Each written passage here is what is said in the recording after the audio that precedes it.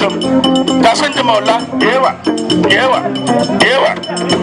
Shake on, backward, first in, first out, forward marching now. 1, 2, shake backwards. How we roll? I hop up.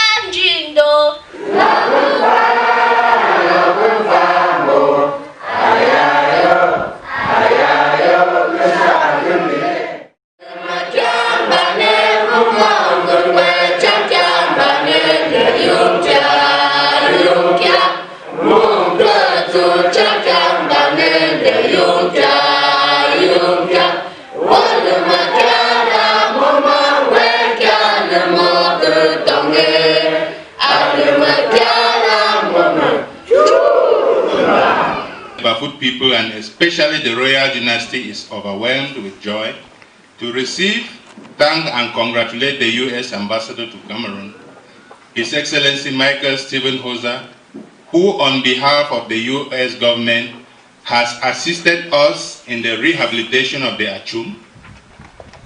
The Achum is the heart of the Bafoot Palace and therefore the heart of the Bafoot Fondom and its people. We all know what a heart is to the body. It determines whether you should be alive or not.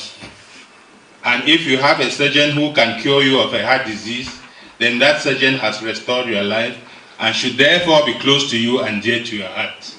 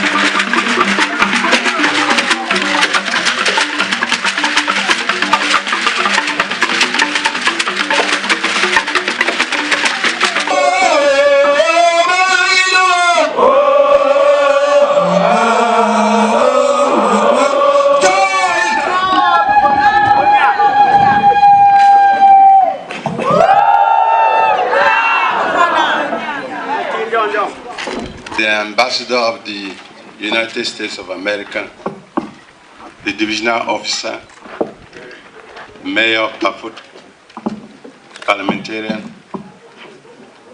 respected professors who have worked with us present to inaugurate this building. Our elders can only recognize this traditionally. And I will be inviting the following personalities. He is director of Better World NGO. This is Fair Cole and her husband, Clive Michael.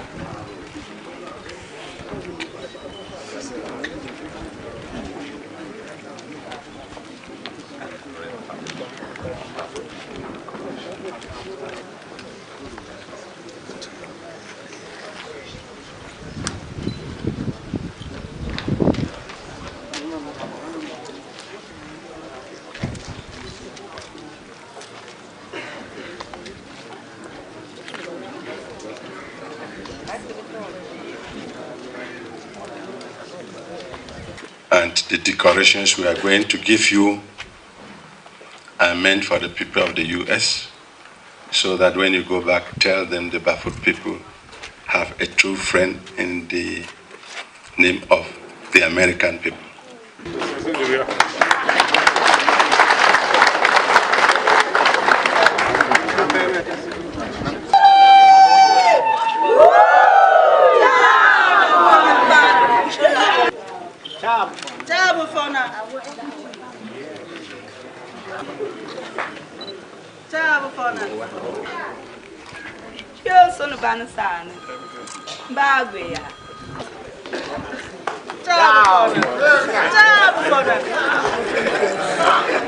Here, on this site, the Bafut people were oppressed by a German colonizer. They fought bravely. I have read in this book of the ferocity of the Bafut warriors and the defeats they inflicted on the Germans. Nevertheless, the Germans got through and they burned the Achum. But we rebuilt it again and again. And in the process, we become great friends with the Germans.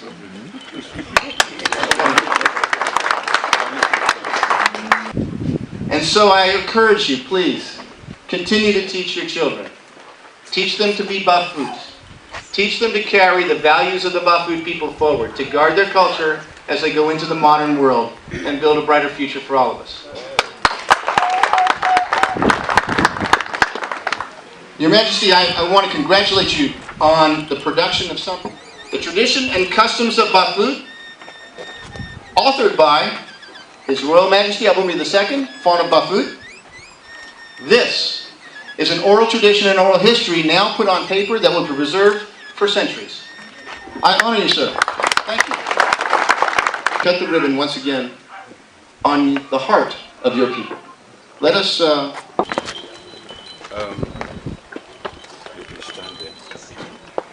Okay, we are doing this to strengthen our partnership between the US, Cameroon, and the Bafut people in particular. Voilà. Very well done.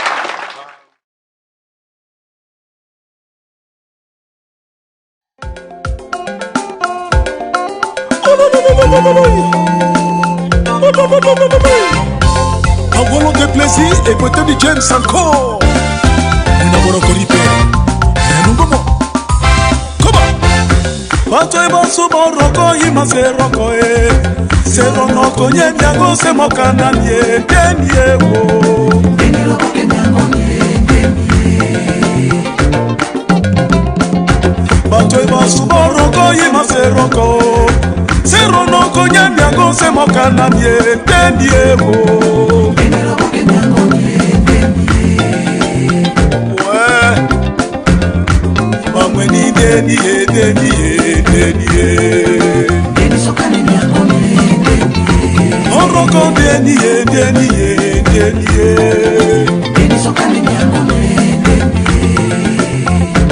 Mande mango masi wani tete one wo paradis Oroko moto na moko Abene mbonge bakungubi mabatanga Ekombe malondo bananga Malondo baliko bakoko Urona barombi Ise moto moko Miango marofoni Dembo marueri Yekori umara kake Nabane bawi sangele Nakoro Moto asuna kafenda Ise basuzo moto na moko Male Matane koneri Nanjumae Ya Ewa kona ngambo Tomate boye Onyona bema beni Mabe mora ketete Seba uroko Dosa koroko Tumwene ise mene Tumwene Chacho Tumwene ise mene Tumwene Was Okonjo Mbani Ayundo banyo Waa Asano big boy Wasale kale Kapatisi na kwa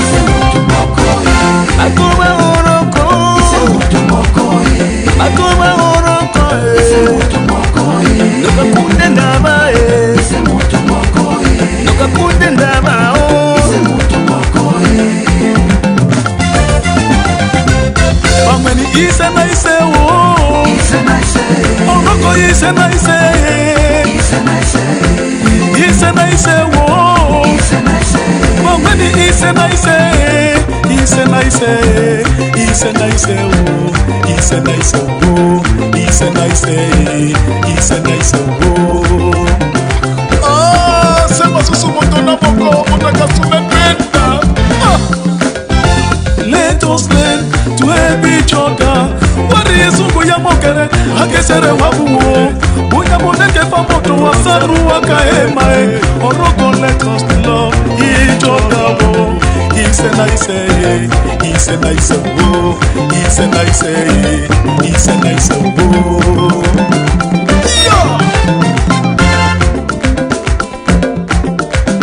Batoba Susubaya ke basake mosaki mwasumene comme ça.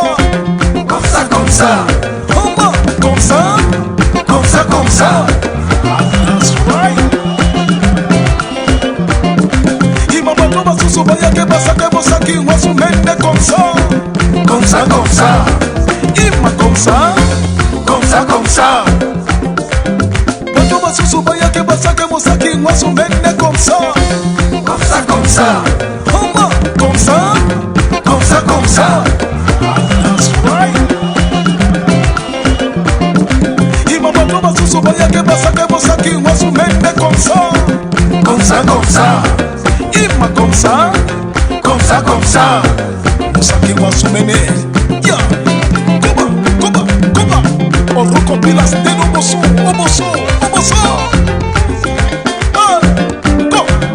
Batoba susubaya ke basake mosaki mwasumene comme ça. Comme ça, comme ça. Ima comme ça. Comme ça, comme ça.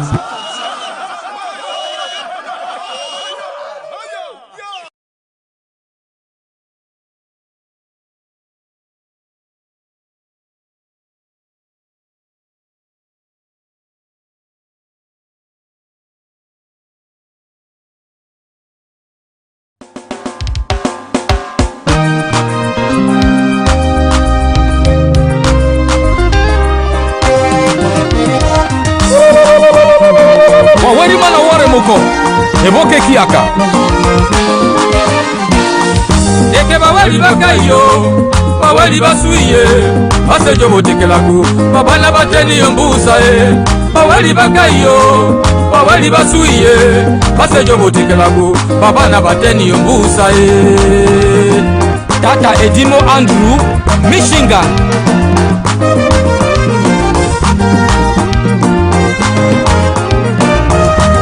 Baweli bakayo, baweli basuiye, basejo botekelaku, babana bateni yombusa baweli bakayo, baweli basuiye, basejo botekelaku, babana bateni yombusa Tata Ntingi Waters, Madiba Malunge, Maryland. Yako wale moria, weni mboka papa. Yako wale moria, weni mboka Yako wale moria, weni mboka Yako wale moria, weni mboka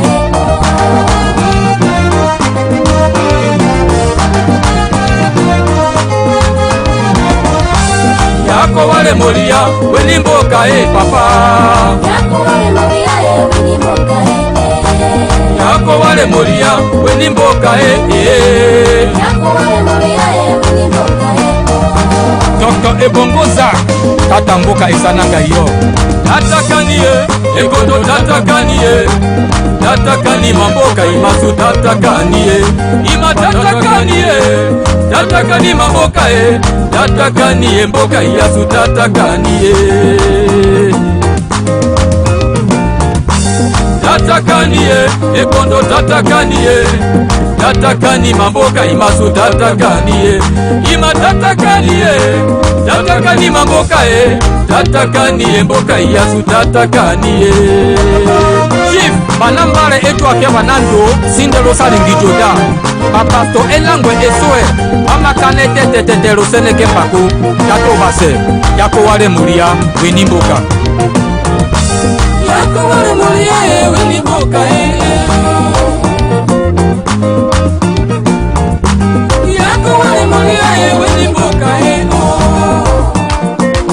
Chief Joseph Mokete Nebale, Tata Ebu Kimbao.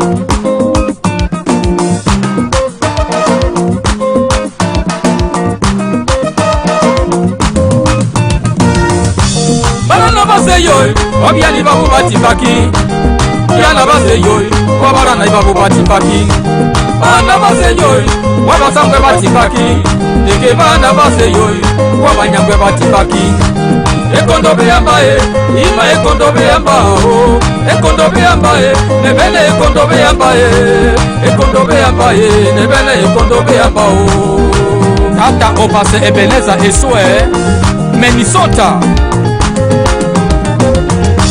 banana baseyoyi obyali babu batimbaki yana baseyoyi wabarana babu batimbaki bana baseyoyi wabasangwe batimbaki eke bana baseyoyi wabanyangwe batimbaki ekondobe yambaye ima ekondobe yambao ekondobe yambaye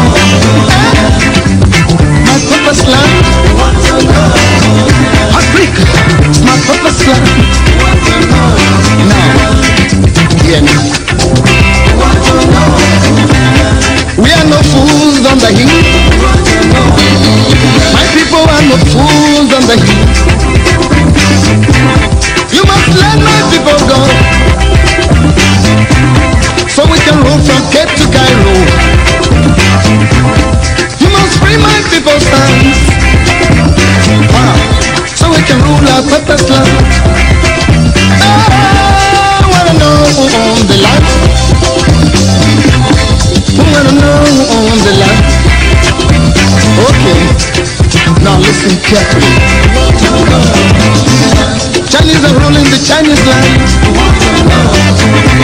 Japan is ruled by Japanese. England is governed by Englishmen. America is governed by Americans. So, Africa must be ruled by Africans.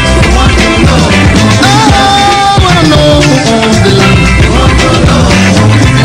We must rule from Cape to Cairo. We must rule our purpose land. I say, we want to know the land.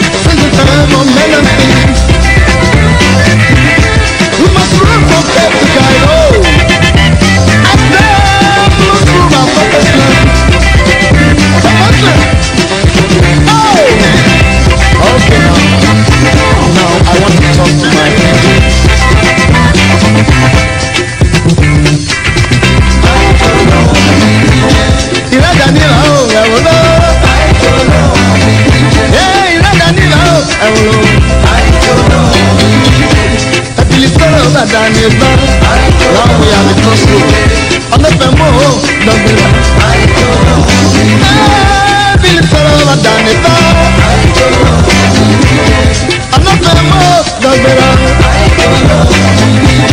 Ọ̀pẹ̀lẹ̀ mú mẹ́yà gbera bàbá. Ọ̀pẹ̀lẹ̀ mú jásù yàrá kan. Ọ̀pẹ̀lẹ̀ mú ti sá yàrá kan yẹ. Omi ìjọ. Kọ́lọ́rẹ́ omi ìjọ. Ọ̀jẹ̀ mẹ́rin ọ̀jẹ̀ máa bọ̀ kí sẹ́. Ọ̀pẹ̀lẹ̀ mú ọ̀jẹ̀ mẹ́rin ọ̀jẹ̀ máa bọ̀ kí sẹ́.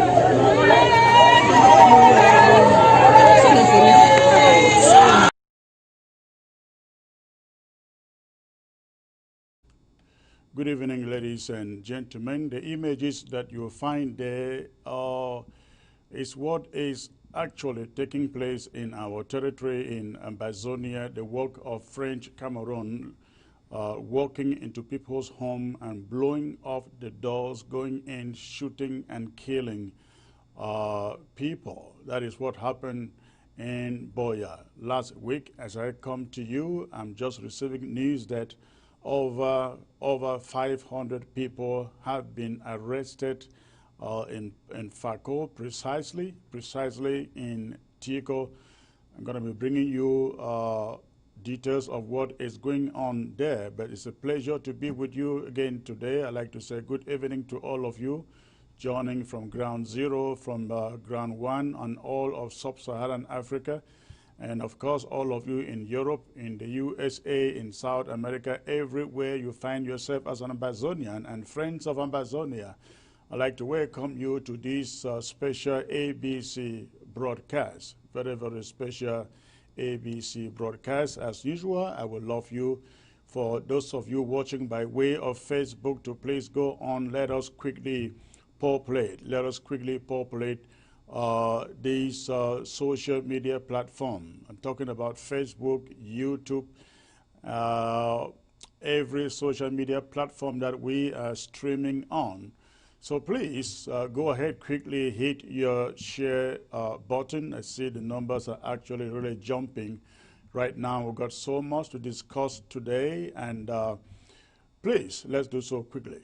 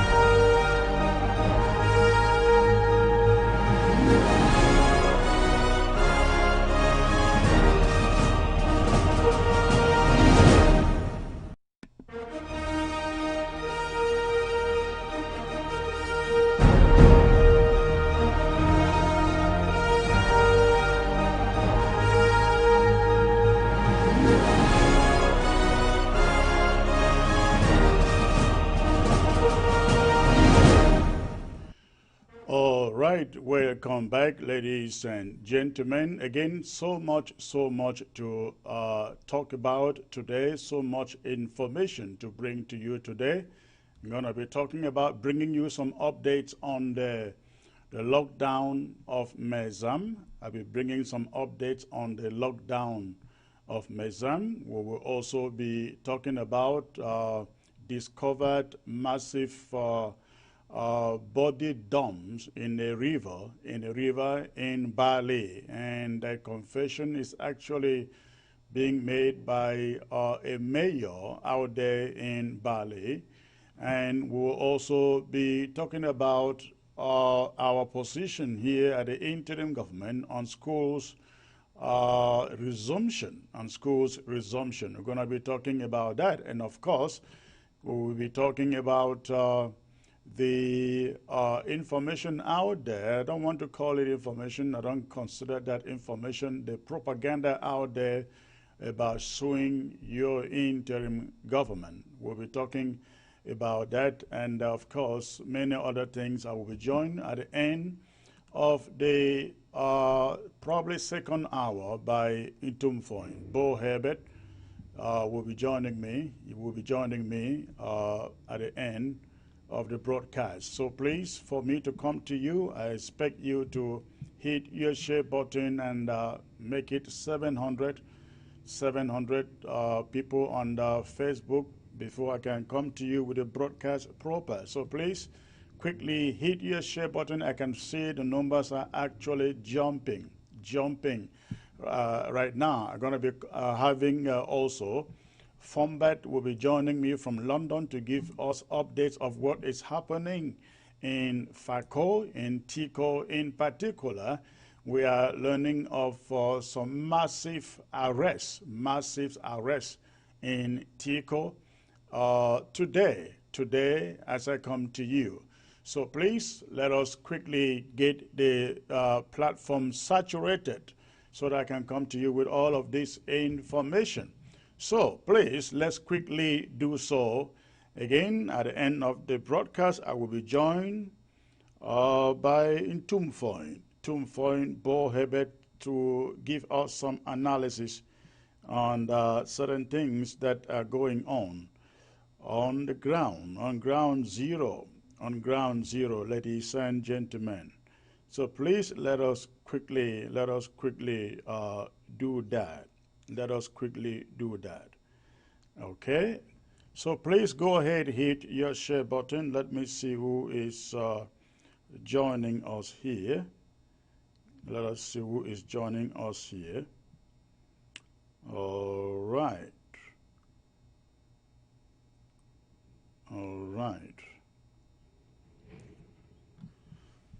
Go ahead and hit your share button if you are just joining. Go ahead, hit your share button, please. The numbers are jumping. I love this, ladies and gentlemen. Thank you. Go ahead, quickly hit your share button. Again, tonight I'll be talking about our policy here on school resumption. I'll be talking about the lockdown, bringing some updates on the lockdowns in MEZAM. Also, we'll be talking about the massive arrest that we are hearing. We are hearing in Fako. So many other things, ladies and gentlemen. And of course, this frivolous allegations being made out there about one of these inductee into the coalition of surrenders, saying he is suing, reporting your interim government to the Attorney General for Maryland. We'll be talking briefly about that, but I promise you details in the days ahead, but I will just touch on that today briefly. So please go ahead, quickly hit your share button, invite your friends from other social media platforms, talking about WhatsApp, talking about Instagram, Telegram, wherever they are on the social media. So please send the links to them. I like the way the numbers are growing so far. Quickly hit your share button, please.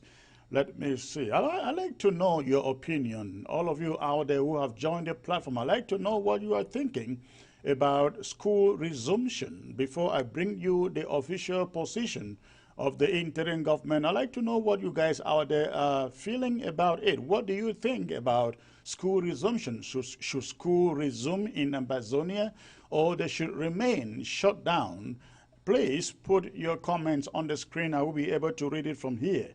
Okay, so I want to know your opinion on that. I want to know your opinion on that. So put your opinion on the screen, ladies and gentlemen, and hit your share button. Hit your share button.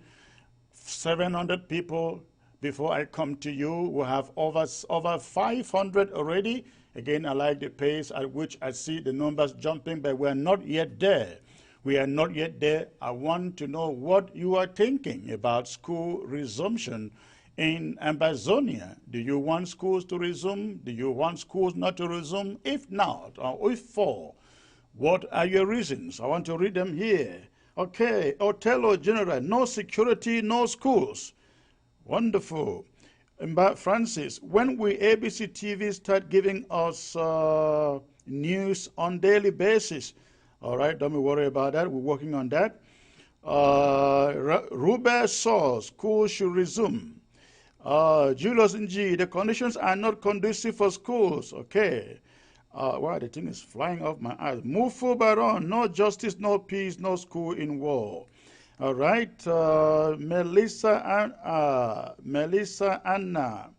Oh, your message jumped. Please, I'm sorry I couldn't read that.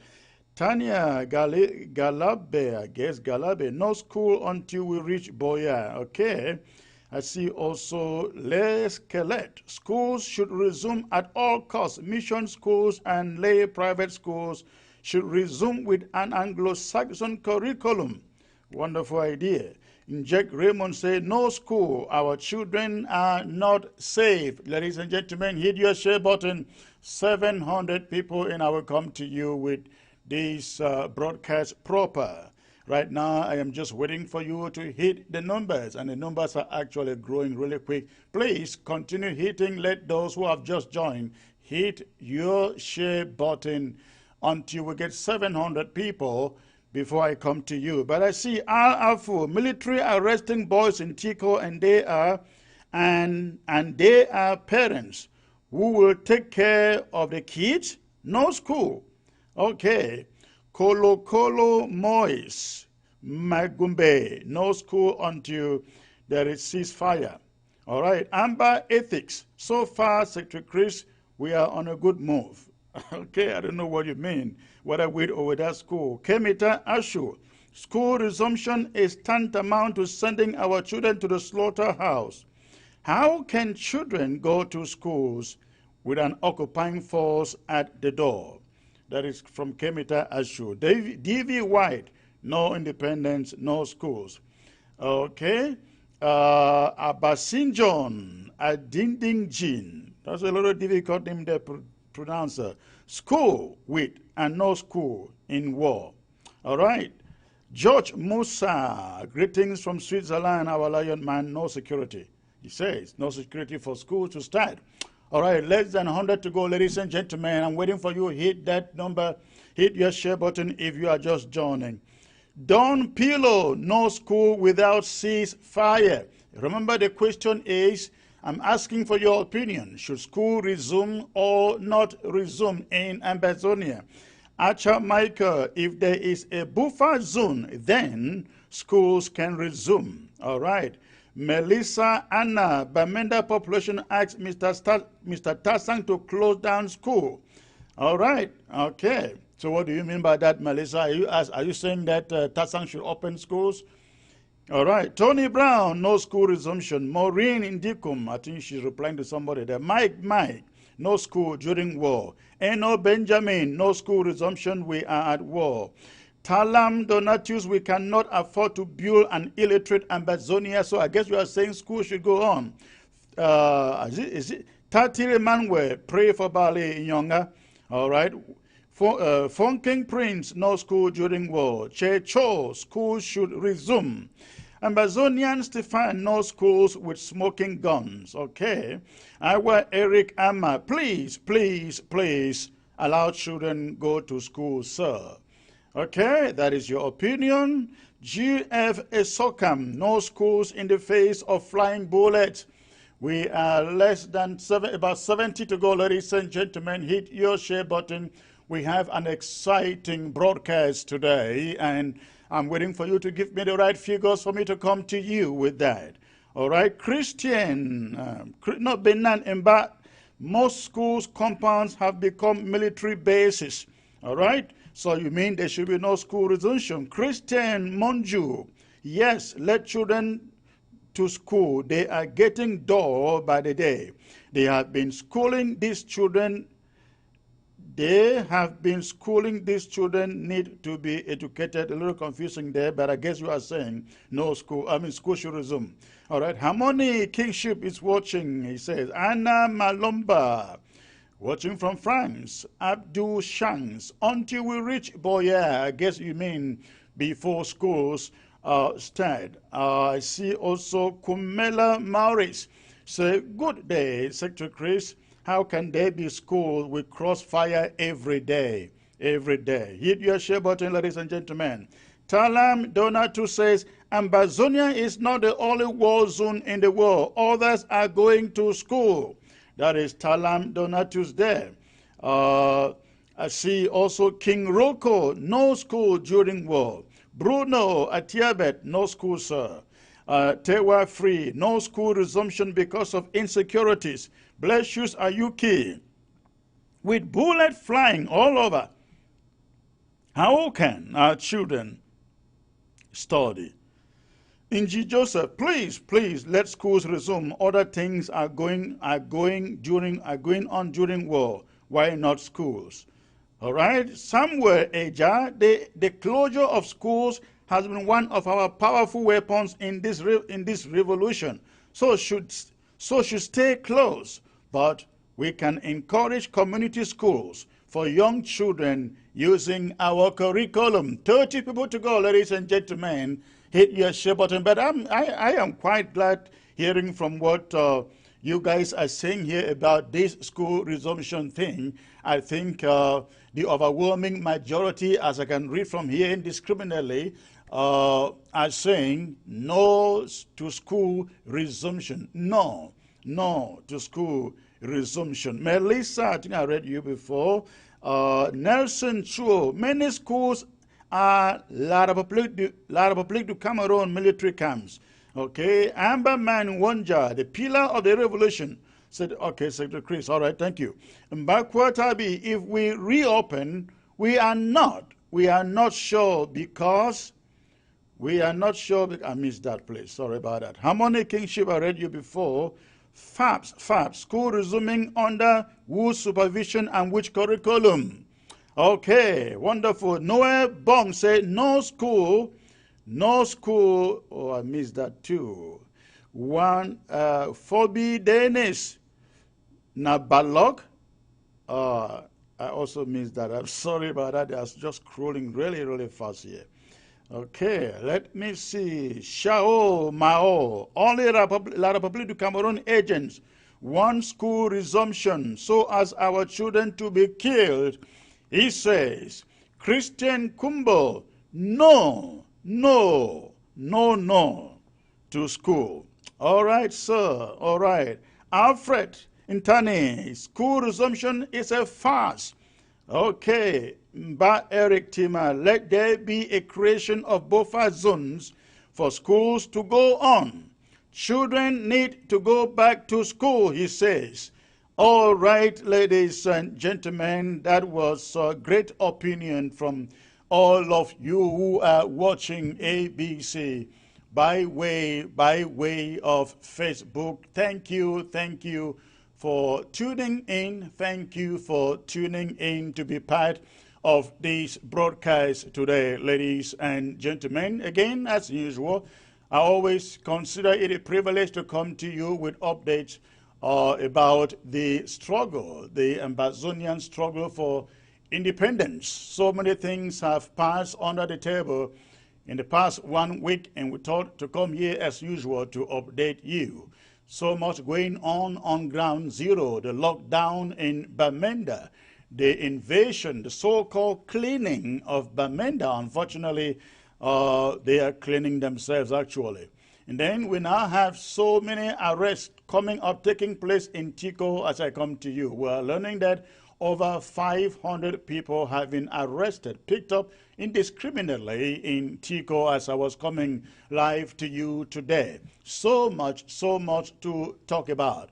But let me start with the Amber War Draft, ladies and gentlemen. Officially, yesterday, September the 27th, our war draft for the year 2020 came to an end with a humanitarian draft that raised close to 70,000 to go towards assisting our refugees all over the places, most especially ground one. As we know, we also have detainees. We have detainees in prisons, in Bamenda, in Boya, in Douala, in Yaoundé. In fact, I have a story that I'm going to be talking about one of these days. We have learned of a group of lawyers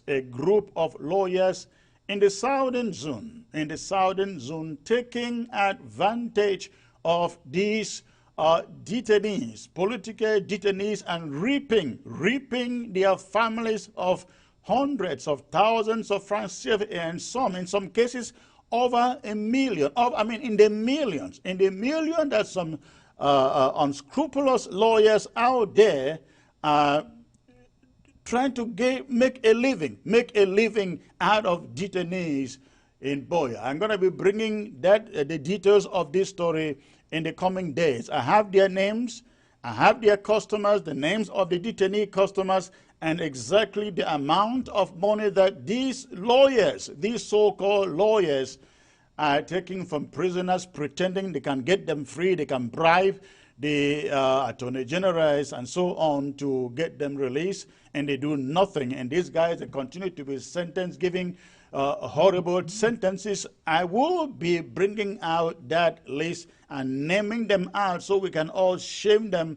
And maybe they can for once put away that cassock, the black cassock that they put on.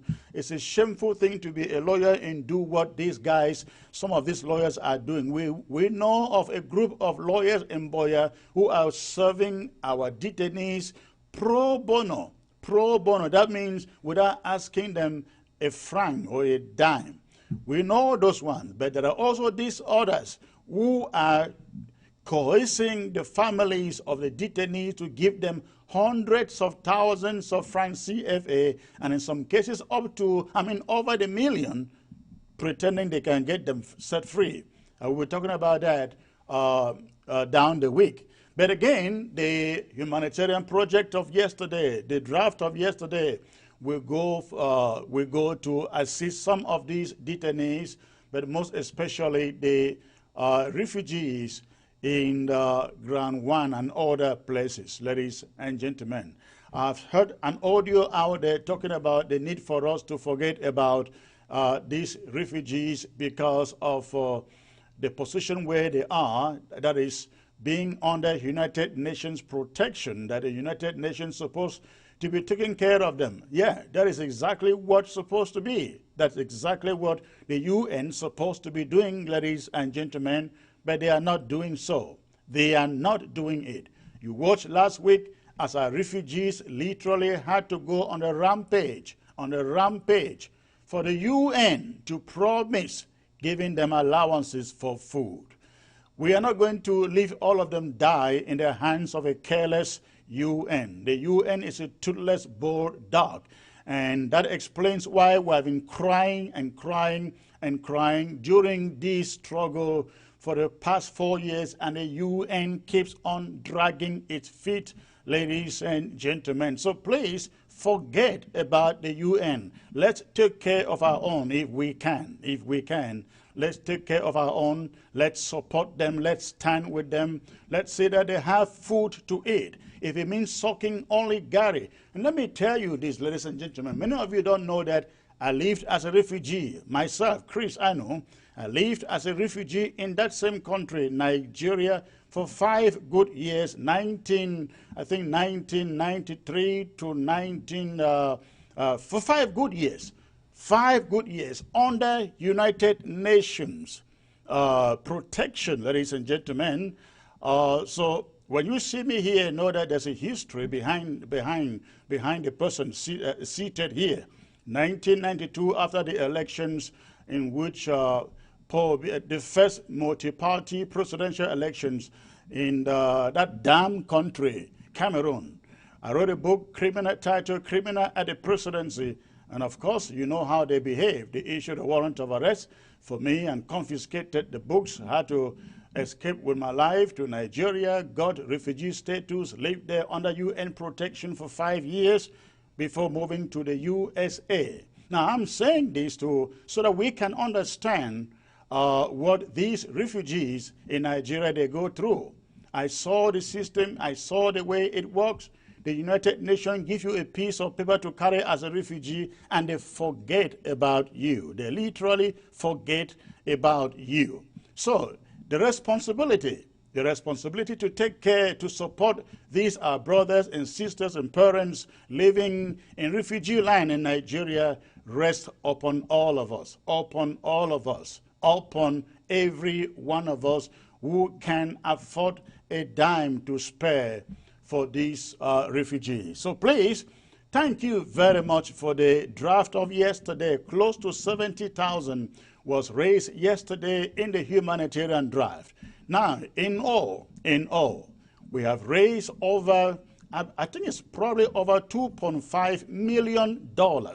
Over $2.5 million, I'm guessing right now. But I know if it is not that, if it is not above that, it should be very, very close to that. Over $2.5 million for this cause, to support the struggle, to sponsor the struggle. Now, it is very, very important, ladies and gentlemen, that we note this. We note that majority of these funds are still out there. They are yet to be redeemed. So do not think that the interim government, not even the interim government or the counties and the LGAs have this money in their pocket. Yes, no, they have a portion of it now in their pockets. They have a portion of it in their pocket, and they are planning what to do or how to employ it, to deploy it. Ladies and gentlemen, so I want to appeal to every one of you out there who made a pledge or who drafted to please consider redeeming your pledge. Please consider redeeming your pledge. We've heard calls from ground zero of our people asking, what is happening with the draft? What is happening with the money? Please hold your peace. Hold your peace. There is an oversight committee that is working on the draft money. You've all heard so many complaints out there about my trip to Boya. When they say once what? Let me put it this way for Pigeon. They say man where they work for road 4 for hoe. A come back 4 for the same hoe, and a really stupid man. I am referring here to my trip to Boya. We have learned lessons in my trip to Boya, where people took the money and squandered it and mismanaged it. We are not going to allow that happen with these draft funds. That is why an oversight committee is working with the counties, working with the LGAs to make sure that when the money is released into their hands, they do exactly what the money is drafted to do.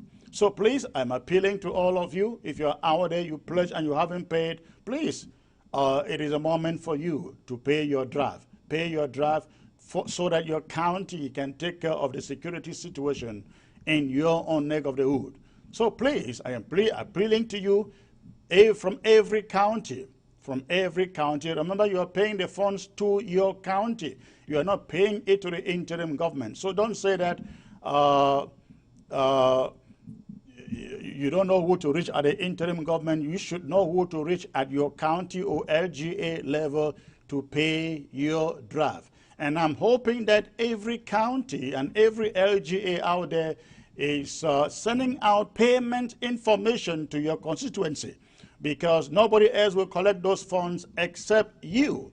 If people draft for your county, for your LGA, and you cannot collect the funds, it's all left to you. It's all left to you. So don't go out and say you drafted 200,000 and you cannot collect 100,000. I think it will reflect on your ability as leaders. That's very, very important. So please, let's get out, fund our counties, fund our LGAs, and if we do that, I can assure you that you will see the results. You will see the results. These drafts have a plan.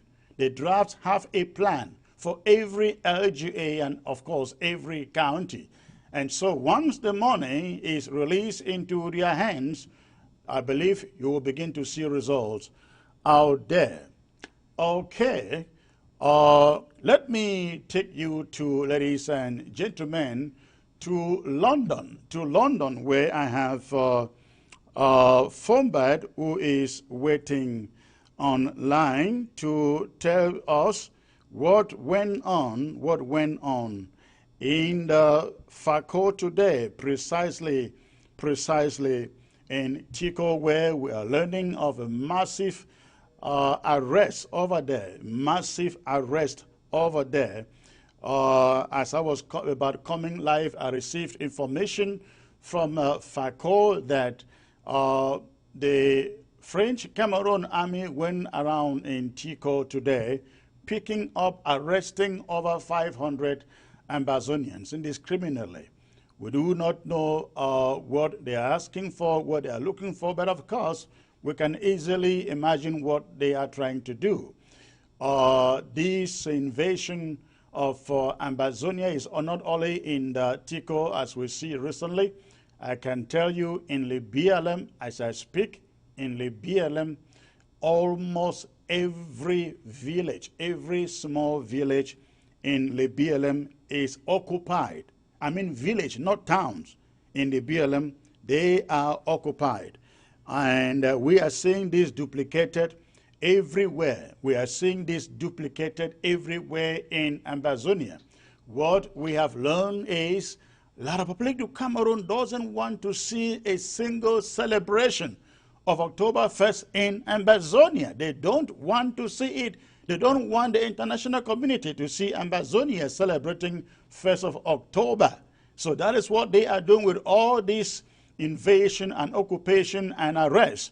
So I am joined with Fombat Diodone, who used to be the security chief for Fako, but he is not right now, but he can provide us with what vital information is going on in Fako today. Hello, Fombat, sir.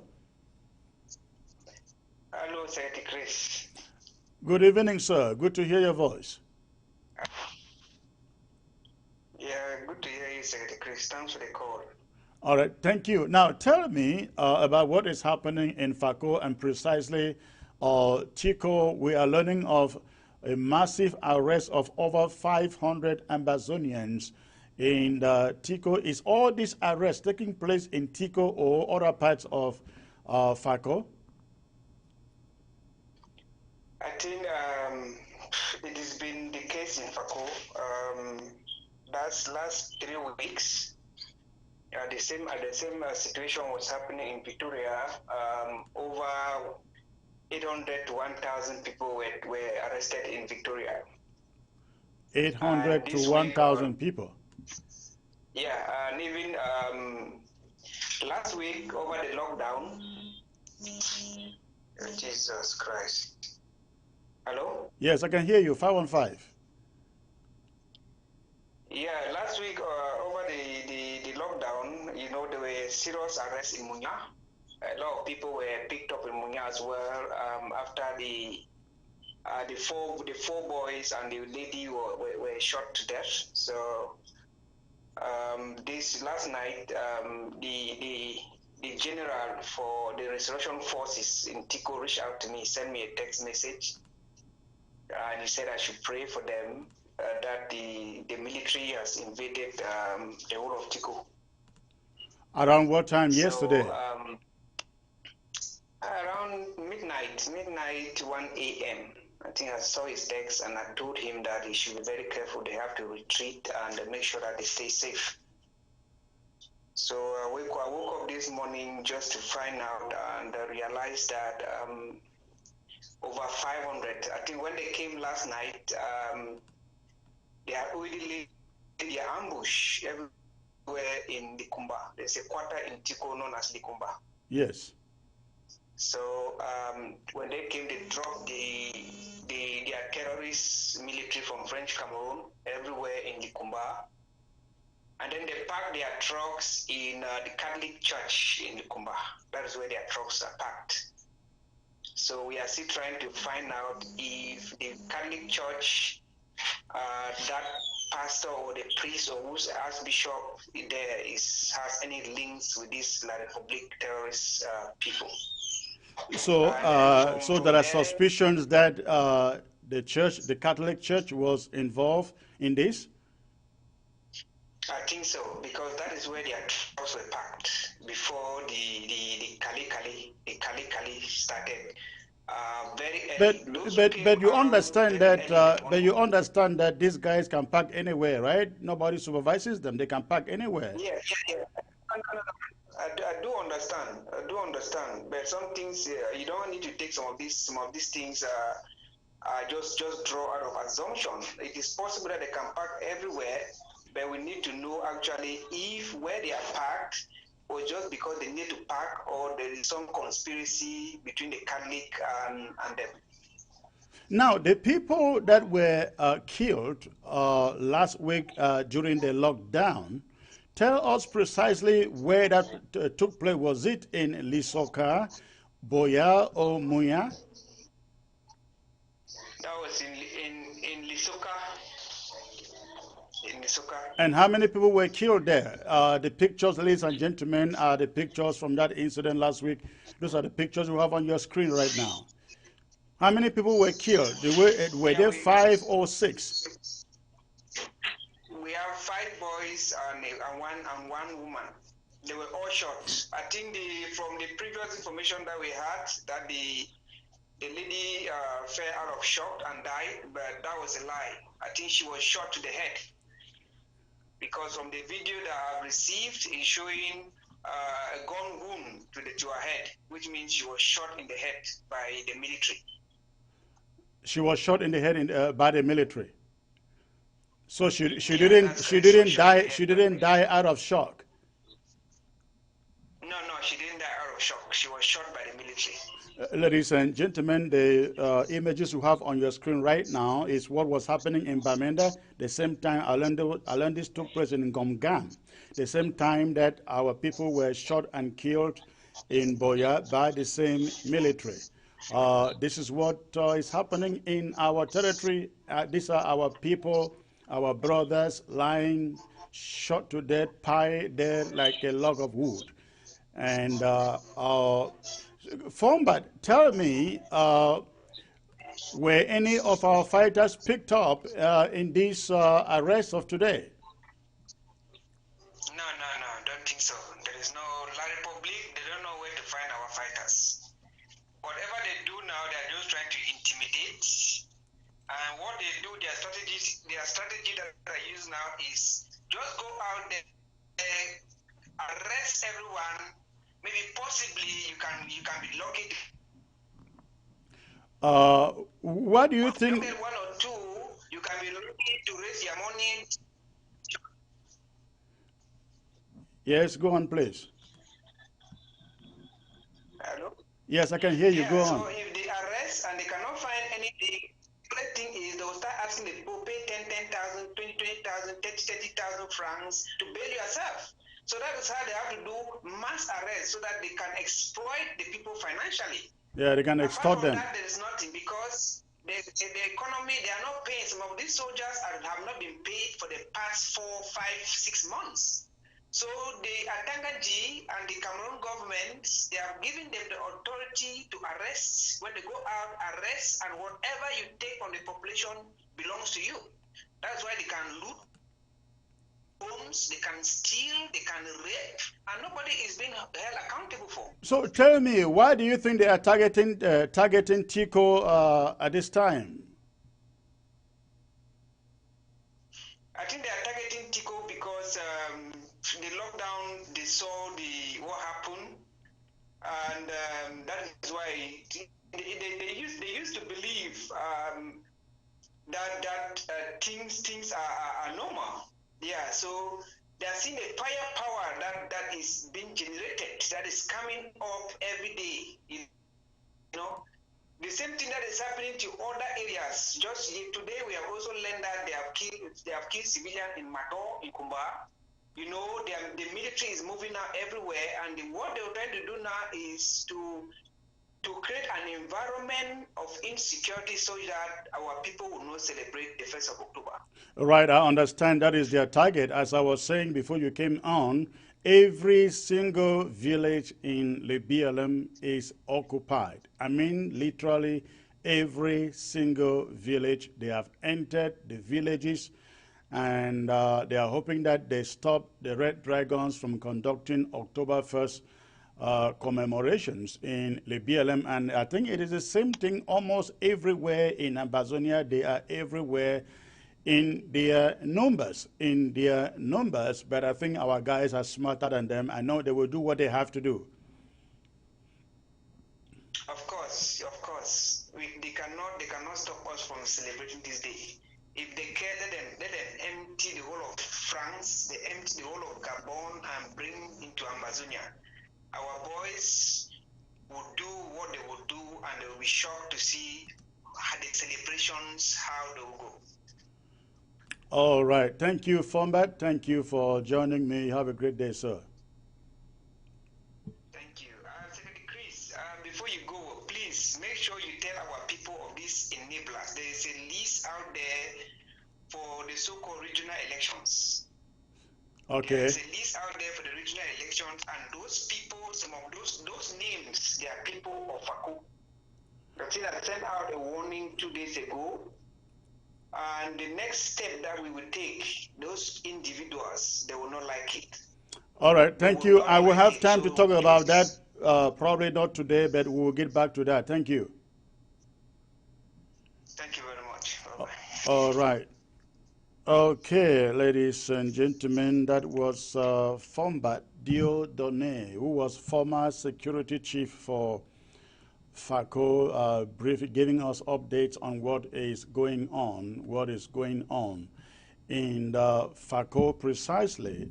Tico today, over 500 people abducted by French Cameroon soldiers in that town. Now, back to lockdown, ladies and gentlemen, as you find on your screen, if you are, now, before I get to this, I like to make this clarification.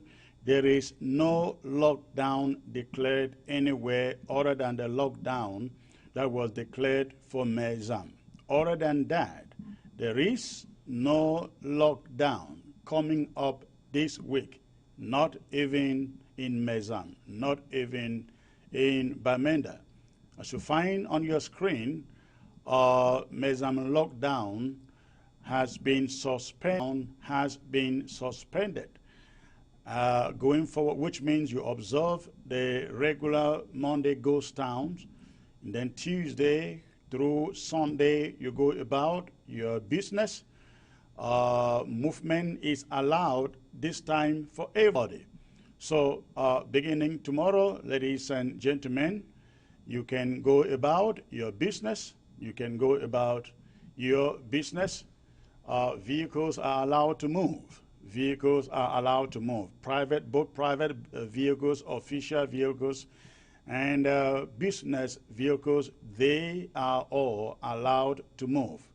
We are suspending the lockdown, ladies and gentlemen, because we have seen movement in and out of those venues that colonial officials restricted taxis and Okadas from entering.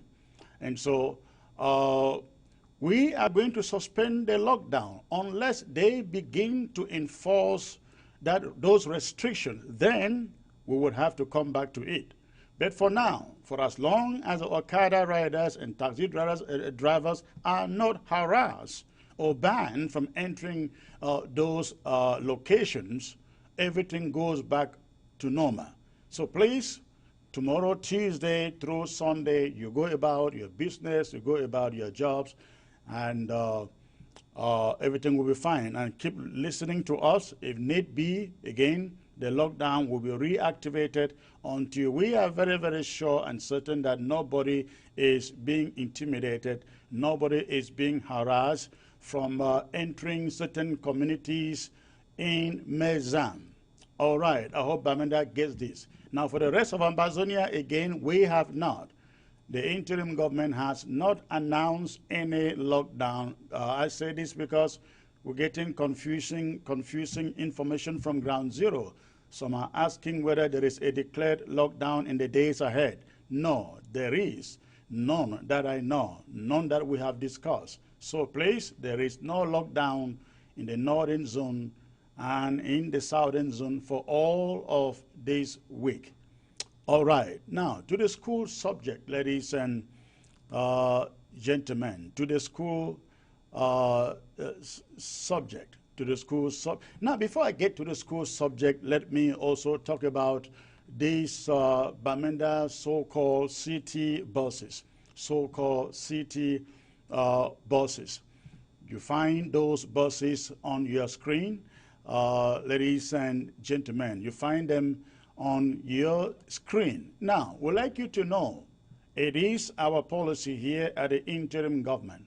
And I believe every group that is fighting for the independence of Ambazonia would agree with us, the decision that we are taking from here. Now, look at those buses you find on your screen, but look at this one. Look at this one in particular. This is supposed to be new vans bought to transport people in the city of Bamenda. The exercise hasn't even started. The exercise hasn't started, ladies and gentlemen, but the buses are already breaking down. The buses are already breaking down. So these are coffins, moving coffins that you find in Bamenda. In Bamenda, we are warning everybody in Bamenda, do not risk your life. Do not risk your life entering into any of these buses. First of all, they will use these buses to trap you. They will use these buses to trap you. Half of it will be filled by plainclothes military officers to track you. By the moment you descend from any of those vans, they will pick you up and take you directly to Yaoundé or wherever they choose to. But not only that, we are banning these buses from circulating in Bamenda. You enter this bus, you take any of these buses, no matter how cheap they may be, to any location, and you are targeted and destroyed. Do not say you were not informed. Do not say you were not warned. Ladies and gentlemen, this is what La Republique agent, mayor in Bamenda, is trying to do. They say that on ghost town days, Okadas are nowhere to be found. Taxis are nowhere to be found. And so they crafted this idea of buying these dead moving corpses, so-called vans, so that people, they can turn it out, they can take it out on Monday, Ghost Towns Day, and you enter or take any of these buses to any destination, and you are targeted. You are targeted. Well, you have yourself to blame. We don't want to Kani maboka tatakani mboka yasu tatakani tatakani ekondo tatakani tatakani mamboka imasu tatakani ima tatakani tatakani mamboka tatakani mboka yasu tatakani Chief banambale etu ake banando sindelo salingi joda Papato elangwe eswe amakane tete rosene kempako yato base yako wale mulia winimboka yako wale mulia winimboka yako wale mulia winimboka Chief Joseph Mokete Nebale ataibu kimbao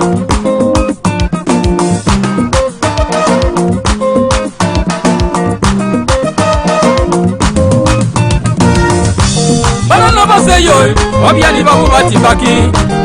Yana base yoy, wabarana babu batipaki. Bana base yoy, wabasangwe batipaki. Eke bana base yoy, wabanyangwe batipaki. Ekondo beyambae, ima ekondo beyambao.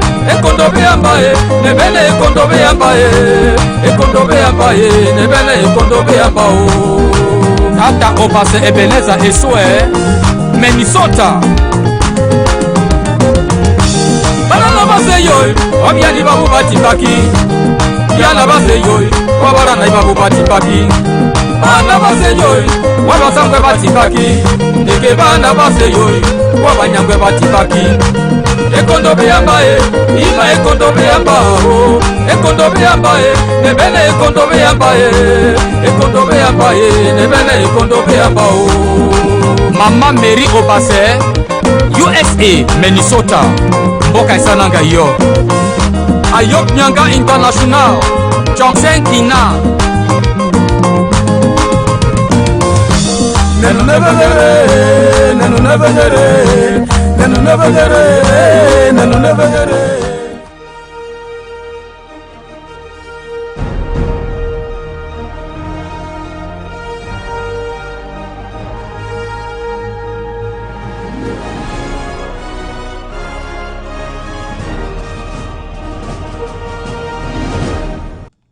All right, ladies and gentlemen, sorry for that interruption there. You never know what can happen when you are up broadcasting. Technical issues come up. This time, I guess it was internet connection, but I think we have a better connection right now. Thanks for staying put in there. I can see the numbers are quite back up there. Please go ahead and invite others to come back to the platform. And while you do so, I was speaking on the subject of school resumption in Ambazonia, and as I stated, the position of the interim government is that we cannot guarantee with the war situation escalation on a daily basis. And as you heard me say, at this moment, almost every village in Ambazonia is under occupation. Villages, not even towns, not talk less of cities. They are under occupation by French Cameroon forces. And so we've thought that it doesn't work. We cannot guarantee the security of the children going to any school, be it private school, be it public school. We cannot guarantee the security or the safety of any teacher of any school if they should open their doors for any education. We are hoping that if the United Nations, if they indeed care, if they really care, if they want to come in to create a buffer zone for our children to be able to go to school, we will very much support that. We will very much support that. Failing which, we are hoping that when French Cameroon come to the negotiation table, we can perhaps come up with some initial temporary solutions to school resumption. We can discuss that. But until then, there is just no way that we can say anybody should go back to school under the prevailing security situation. So we are asking every school to understand, every educational institution to understand, this is not against you. We know you are in business and you have responsibilities, but this is not against you. It's not about you. It's about the security of your infrastructure and your own lives, And for the children who are seated back home, we want you to know, we will give you free education.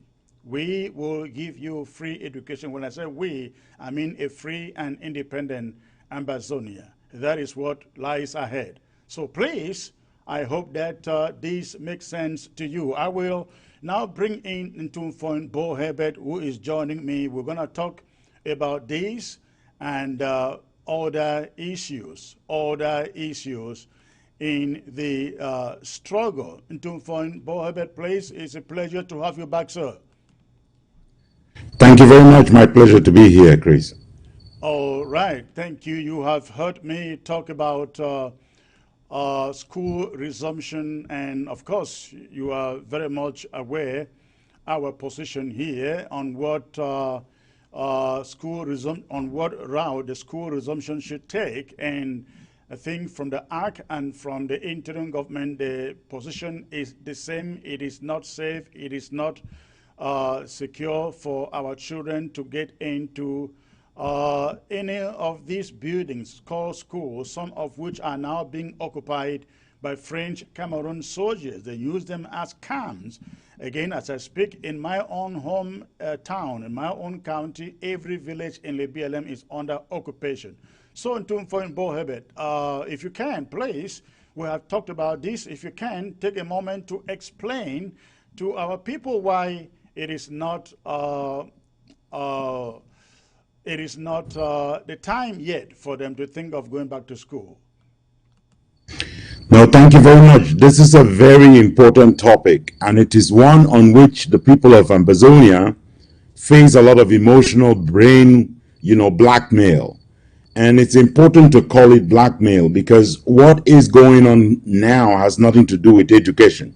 What has been provided to our people over the last 59 years has been brainwashing, has not been education. Now, if you were educating people, you will own up to something like the facts of history, for instance. The facts of history say we are two countries, separate, independent differently, two peoples, equal in status. If you cannot even teach that, if you cannot own up to that, you're not running an education system. You're running a brainwashing system. And our people should not be misled into it. Yes, there are issues of security that command that our parents keep their children at home.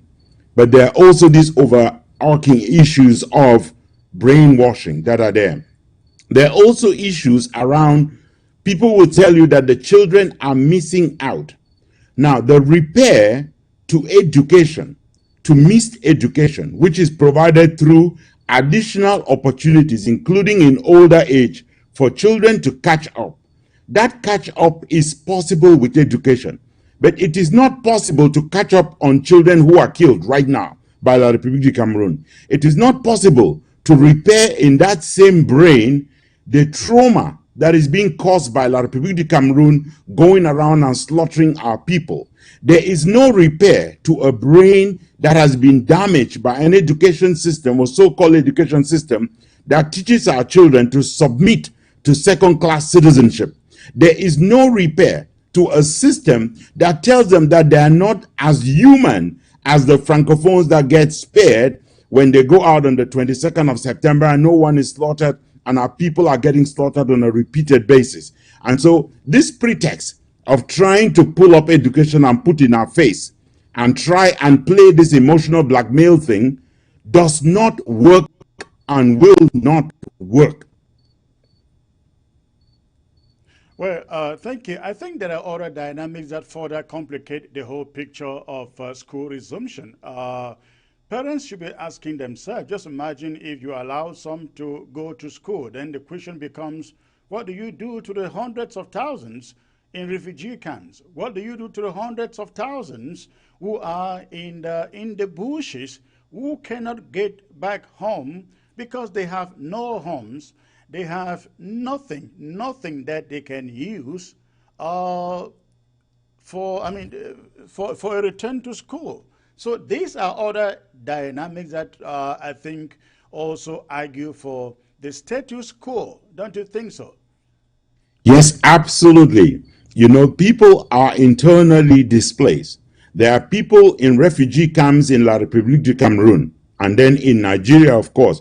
Every Ambazonian who finds himself in La République du Cameroon is a refugee. They are not internally displaced. They are living in another man's country. Right, they're refugees in French Cameroon. Absolutely, and there's more than half of our population that has been let into that situation. Those who remain on the territory, on the homeland, do not have homes. They have burned down over 400 villages. That includes hundreds of schools and classrooms that have been totally destroyed. They have kidnapped and deported into their dungeons in La République du Cameroun teachers.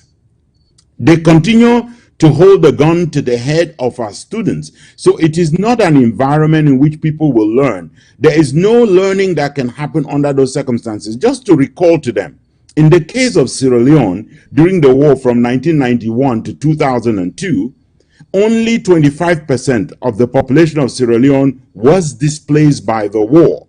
Education came to a halt.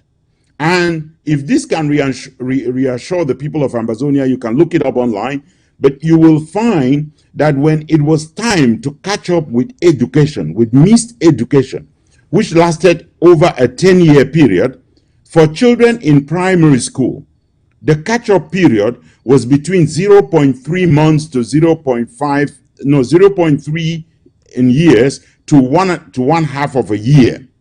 That is how much time in accelerated education children needed to catch up when you are in the age group that is involved. So, and for students who were in secondary school, it was up to 2 years. Now, what you said at the beginning is very important, Chris, because education, the way it is offered today under the colonialists, does not provide a chance, an equal chance for children to go to school. So you have what they call government schools, which are funded by taxpayers, from which a certain number of taxpayers cannot benefit. And their children have to go to these paid schools where there is no government subsidy provided, if we can call it a government, a regime. So we move into a system. Yeah, I'll let you come in. Not only that, I think there is one fundamental aspect of this that we haven't looked at, and I think that every parent out there should also be looking at it and thinking about it. We should not forget that we are here today because teachers went on the street to protest the kind of education that those children were receiving. 4 years into it, nothing has changed. They want the children to go back to the classroom with the same curriculum that denies them their own history. And somebody think that we should support it, then why are we fighting, isn't it? Definitely. If you want to look to an example, and I want to say the bad example, look to the example that was set by the lawyers. They decried what was the situation in the courts, and when it was time for them to fight and our people lined up behind them, they went back to the courtrooms, and they can confirm that nothing has changed with respect to those courtrooms.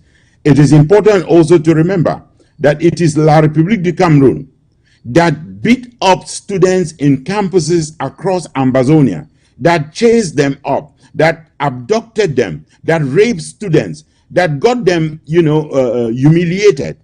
throw their face into sewage water. They are the ones that close down the schools in the middle of us asking that the school system be made more equitable. Now, we turn to the other aspect, which was, after all, we are our own country. Why do we have to let monsters come and do this to us? And so we've gone past that stage, and our people cannot return to a system of education which, for the essence, is telling them that they are second-class citizens, they are subhuman, they don't have the same rights. This is, there's supposed to be 2 cubes of sugar that are supposed to melt into a bowl. You cannot do that. Absolutely, absolutely. And also, we should remember the lawyers told us they had to go back to the courts because they had taken people's money and they had to go back and defend them. They did, and guess what? You still have the same procureurs. I'm using the terminology, procureurs. We call them attorney generals. They still have the same francophone judges in Bamenda and in Boya.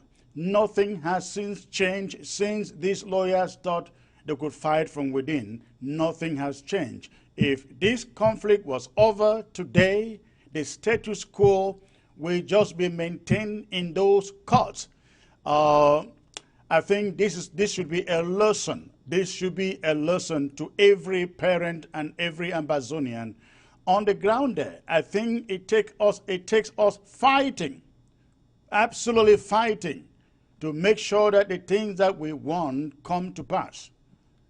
There's one other thing that needs to be said, Comrade Chris, because all the time they try to use this to tell us that black people don't care about their children. Now, that is absolutely not true. In this United States of America, when it was time for people to go on strikes, to run strikes, they did so. I live in West Virginia. The teachers in my children's district had strikes all over this state, and all schools were closed down so long as those strikes were going on, until the government of the state of West Virginia came to the table and satisfied the needs of the teachers in West Virginia.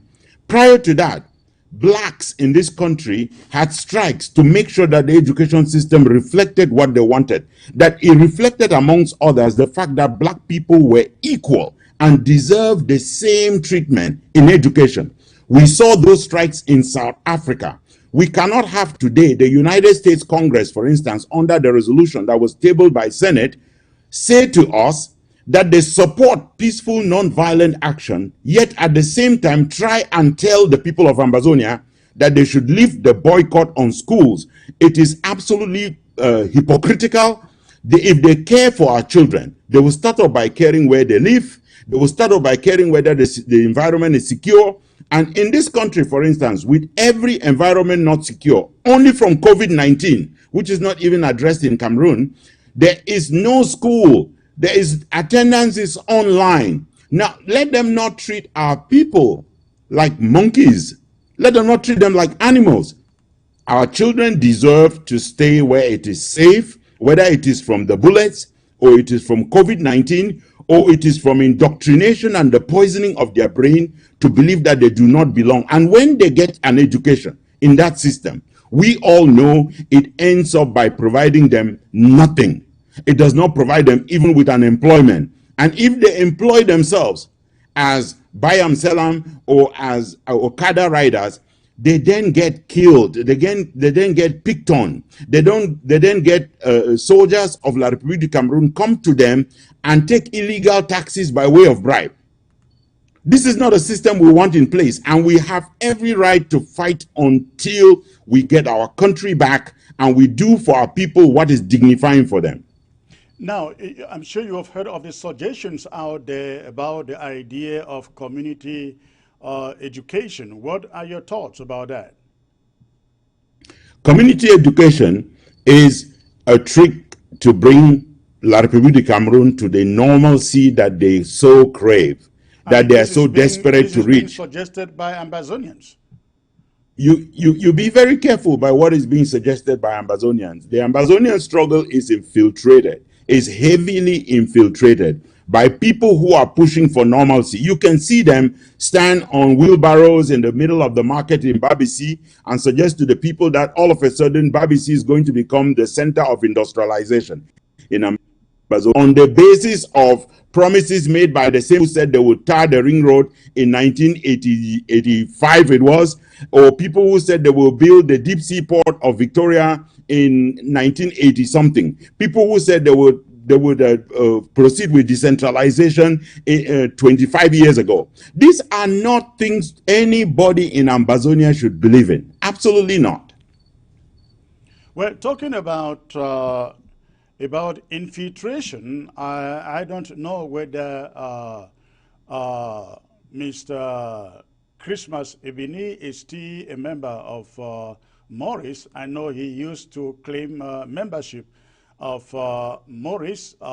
Recently, he is beginning to act as a member of the coalition of surrender. You must have listened to a statement that he made to the VOA. The VOA yesterday suggesting that he was reporting the interim government to the Attorney General of Maryland for investigation.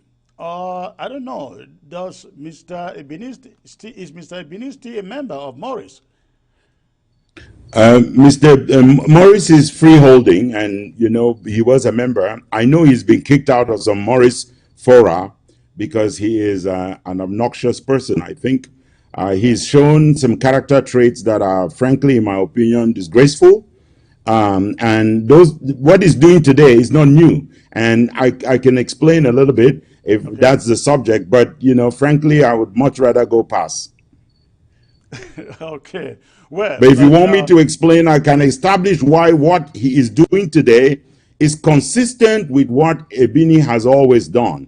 I'll tell you, for instance, at the beginning of Morris, at the very beginning of Morris, there was Innocentia who was running a fundraiser of people of Ambazonia to support our people. Many people wanted to donate anonymously.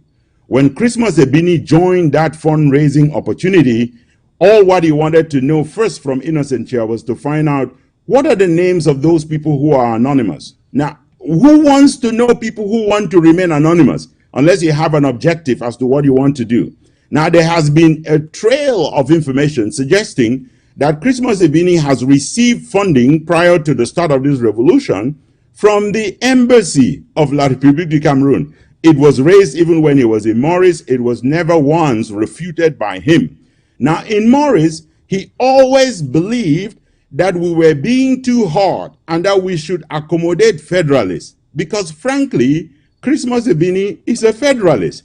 Is a guy who supports a 10-state federation or possibly a federation that lumps together the southern zone of Ambazonia with the Sawa region from which he says he comes because his mother comes from there. Now, this is a trade. When Morris held its inaugural Constituent Assembly at Capitol Heights, Mr. EBINI, who was not appointed by anyone, left with the money bag. All the money that was raised was taken away by EBINI. Now, obviously, after many days, he returned when we were ready to open a bank account for Morris. And although he was not in charge of anything money, he was at the bank to make sure that his name was there, to make sure that he could come back and, you know, find out who exactly was contributing money to Morris. I have understood that he did the same thing with my trip to Boya, that he has done the same thing with the bonds.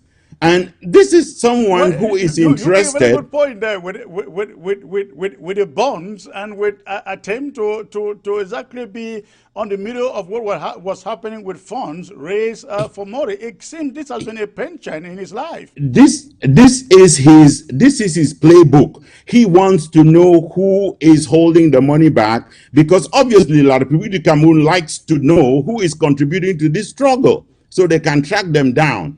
You know, and I say this with no fear because Mr. EBINI was also the one who was pushing, if you remember at the beginning, the agenda with Dr. Simon Munzo. We attended events that were hosted in his sister's house here in Maryland, Right. you know, where they were hosting Dr.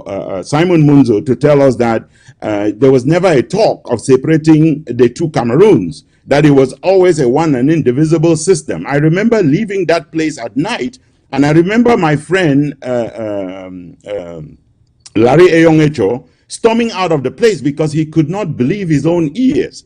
You know, there is a certain, obviously, every citizen has a right in the United States to, you know, to lobby their government. I believe that's what he's doing. He's lobbying the state of Maryland to investigate what is going on with a non-profit organization that is within the laws of the United States. The Attorney General for the state of Maryland will do whatever investigations are needed for any organization. If they want to, they did it for Donald Trump's charity. And so nobody is above the law in this particular instance. You don't need somebody to go out there and seek attention by doing that. In Tumfon is whether he knows exactly what he is getting himself into. Now, he is one of those who is a clan pusher. I mean, if Sisiko is creating a government in Kondenge, it is because of people like EBINI. If APNC took place in Philadelphia, it was because of people like EBINI. And he is talking about this so-called mismanagement, misappropriation, and he doesn't understand this is somebody who is not even an insider. I don't know whether he is talking to his own clansmen like Tabenyang Echu, who kept the money, who literally knows where the money is, who cannot account for over, close to $400,000 that never touched the accounts of the interim government. They were switched from online and wherever it went to. We don't know. The auditors established that. But so, this is his own clansman. And if he is talking about accountability, I hope he knows that is where we are going to, because the Ambazonia Foundation he talks about was created under Skapak, and the only person who had access to Ambazonia Foundation was Tabenyang and Helen Akonji. And Helen Akonji, they would have to account for all the money that Sisiko collected when he went trotting all over the world. Because what many people don't know is that when the Sako administration took over, there was $5,000. $5,000. When in the same week that Sisiko was picked up, they raised over $30,000 in Maryland. In Maryland. But the day Sako came to take over, there was $5,000 in the account. I hope he knows where he is driving to, because Tabenyang would have to come and give us account for Ambazonia Foundation with Helena Akonji, and maybe help us explain where over $400,000 was swindled to. I don't know whether I don't think you know this. No, I think nobody should avoid accountability or transparency, and no protection should be coming because someone is someone else's stripes person. But unfortunately, I think that Christmas EBINI has been one of the most divisive figure in this struggle. He's been one of those, and I agree with you, he's one of those who has encouraged leaders from jail to believe that the only way for them to belong in this revolution is if they belong at the top. And that if anyone else was doing anything and that they were not obedient to them, then this would be people who are not playing by the rule book that Christmas EBINI has put in place. This is a guy who tracked people in this revolution from Albert Mukong. When he came to this country, he came on the basis of the SCNC and support for the SCNC. So this is and I know that within Morris, his whole interest was to find out how he was going to go out there with a statement about Bo Herbert mismanaging funds. Unfortunately, he couldn't find it. Brado was there. Brado was also managing our resources at Morris.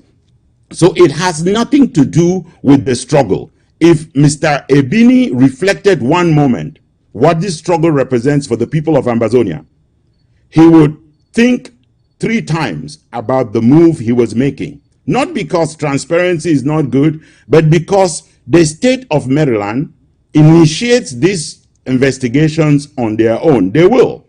And they can cover that field. And if he did and was in the interest of transparency, he would not go out to run a publicity stunt on the Voice of America. The purpose of running a publicity stunt is to make sure it can destroy the revolution. The journalist interviewing him was pointing out to him that this is about dividing the house, because that's what Christmas EBINI has been about. Dividing the house.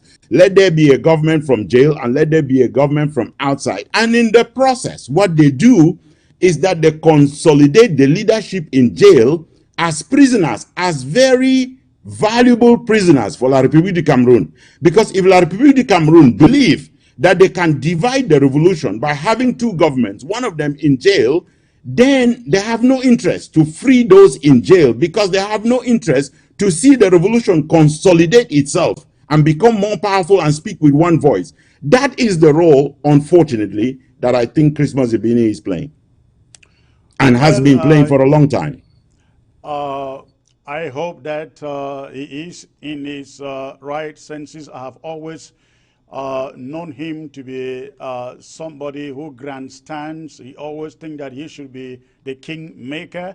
He hosts a little meeting with you, puts it on video, put it on the social media, does that everywhere. And if you disagree with him, you are the worst person on earth. But I really hope that we will use this situation to really let him know exactly who he is, because I strongly believe, as you said, this guy has never been an independentist. He has always been a federalist. He is a guy who will take anything that comes to the table that is offered him. And let me say one last thing. One last thing is this. There is not practically a month that goes by without Christmas EBINI raising money online from Ambazonians. I have not yet seen the audit on his own fundraisers, and it will be interesting to have those fundraisers. Now, obviously, many people contribute towards this struggle. When you know that one person used to get money from the embassy of Cameroon, you have to wonder where the source of the money is. Is it still the embassy of Cameroon providing the funding? And if it is, why is this big interest? If it is not, why is there this big interest in finding out exactly who is contributing? Whether it comes to Morris, whether it goes to my trip to Boya, whether it is the bonds, whether it is how the interim government is run. Even when you are against it, if you are against the interim government, let them alone. Let their members run the organization. Bother about the organization that you have set out from jail.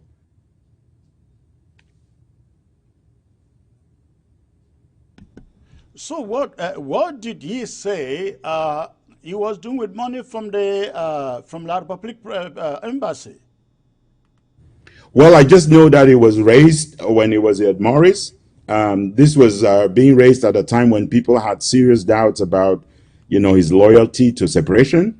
And at times when he was insisting that Morris was supposed to go to meetings, to meet with people who were articulating federalism. One of those meetings, if you remember, Professor Anyangwe went to join a certain Dr. Eseme down in the south there, where they wanted all of us to come and talk about federalism and all that. And we at Morris said, well, we're not going to do it. These are some of the people who said, we should not go ahead and proclaim the restoration of the independence of Ambazonia. This is someone who, in the middle of everything we were doing at Morris, respected as an elder, someone who has been around for a while, who always played a shadowy position. So, for instance, at the inaugural convention of Morris at Capitol Heights, he was in the shadows in the back. At the convention in Hagerstown, he was in the shadows in the back, always whispering, always gossiping about someone. Absolutely destructive as far as I'm concerned.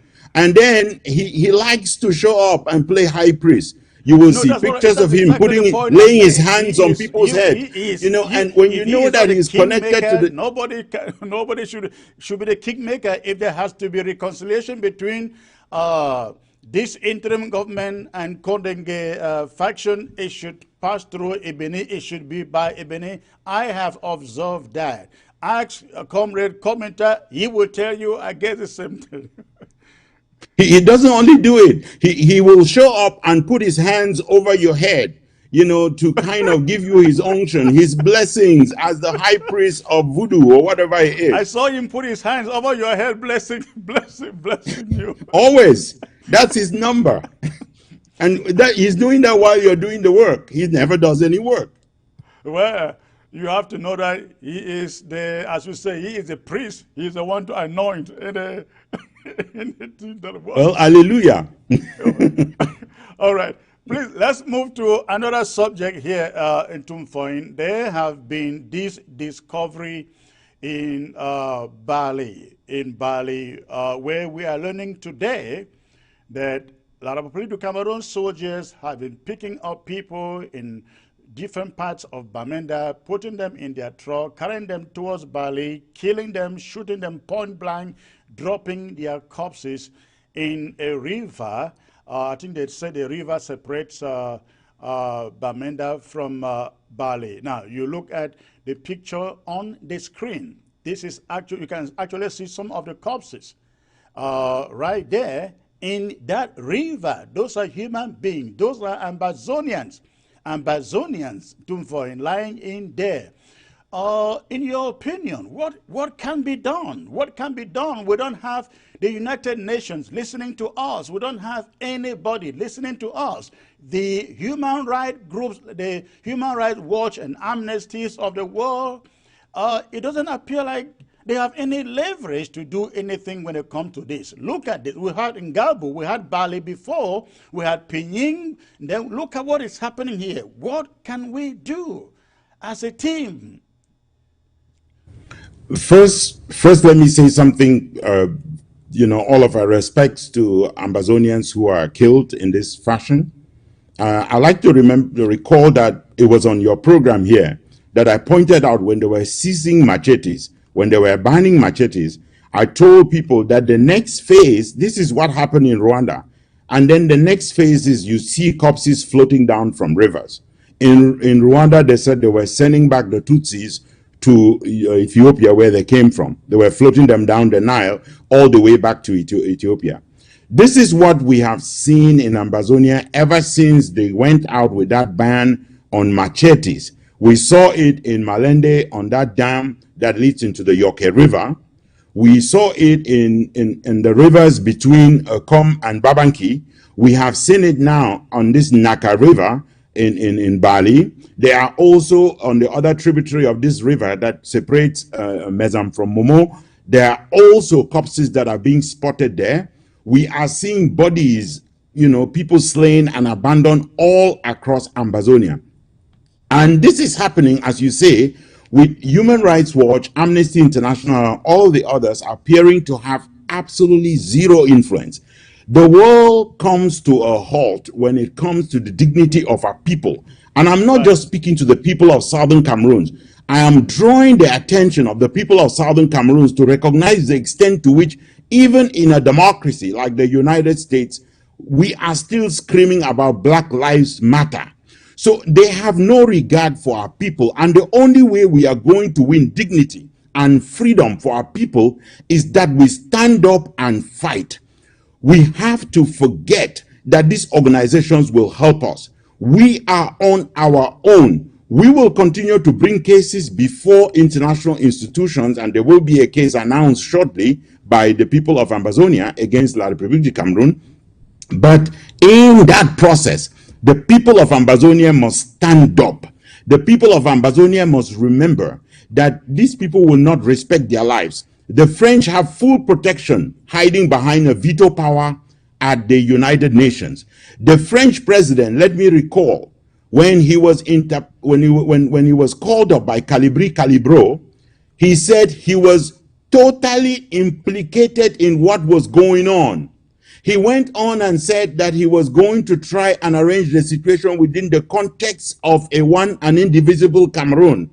He showed that he has influence over Mr. Biya, in fact, command responsibilities over Mr. Biya, when he ordered that Mr. Kamto be released from jail unconditionally, but he does not give a hoot about the people of Ambazonia, just the same way as the French leaders before him did not give a hoot about the Tutsis in Rwanda.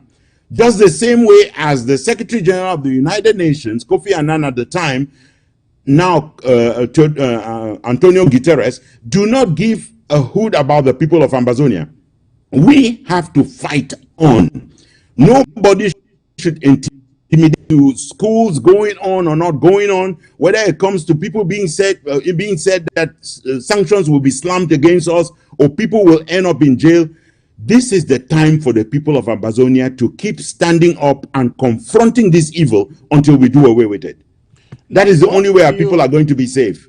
What do you make of the fact that this information is actually coming from a confession from the mayor, the colonial mayor of Bali?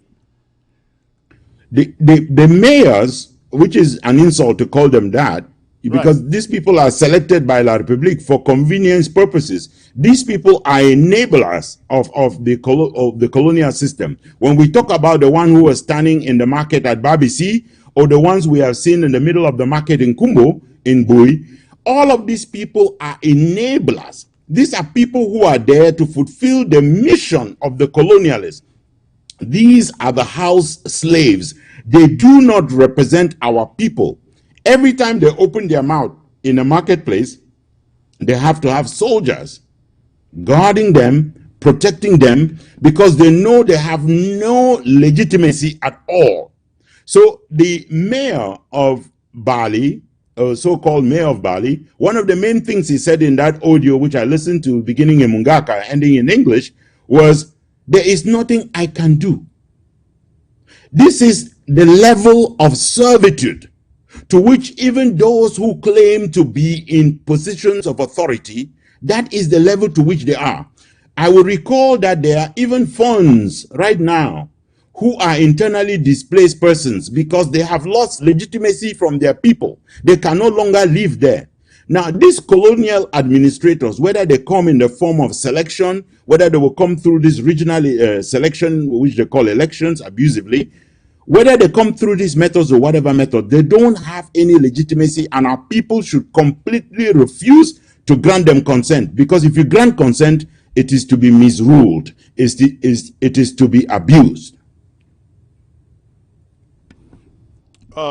Well, thank you, Ntumfoin. It's a very, very sad situation out there, and I think you said it right. We don't have anybody on our side. Let's forget about the United Nations. Let's forget about the British. Let's forget about the Americans. Let's forget about anybody. All these NGOs. We have to take back our country on our own terms. We will have to take back our country on our own terms because I think if we are smart enough, we would have realized that Syria has been going on, I think, almost longer than Ambazonia. Palestine has been going on almost longer than Ambazonia. Sudan went on for so many years, and it was out of shame that the United Nations and others came in to try to broker peace, and we are only talking about 4 years in our own. Somebody has said that we have to turn this thing into, you hit me, I hit you. You hit me, I hit you. That is the way to go. I think we have to inflict pain on French Cameroon citizens. Because I think if French Cameroon citizens feel the pain that Ambazonians feel, they will put more pressure on their regime to go to table to negotiate peace in this thing. What is happening is that Francophones do not feel the pain that Ambazonians are feeling. And I think the moment has come. The United Nations is not there. Look, we're talking about education. Education, if the United Nations was that interested in bringing an enduring solution to the conflict in Ambazonia, they would say, you know what, if they cannot lay down their arms, let's create a buffer zone and get children going to school if indeed they care. No, they don't care to that extent. And so, ladies and gentlemen, we have to fight for ourselves. And I think everybody, there is no reason why everybody on ground zero should not become a fighter. What that means, whatever you can do to defend yourself, we should make our territory so hot that any French Cameroon soldier moving on our streets feel very, very uncomfortable. I guess this is what you were saying. I'll say something slightly different to that effect. I mean, first I would say that the reason that the international community is completely unable to nail down Ambazonia is because we have demonstrated that we have no problem with citizens of the neighboring country, and that we are fine with them. We have problems with those of their citizens that they're sending in to kill our people. We have avoided a situation which the international community is waiting to seize on, the situation of intercommunal violence, which they are hoping will happen. They have tried to stir it up. It has not worked. And we need to stay our focus on that.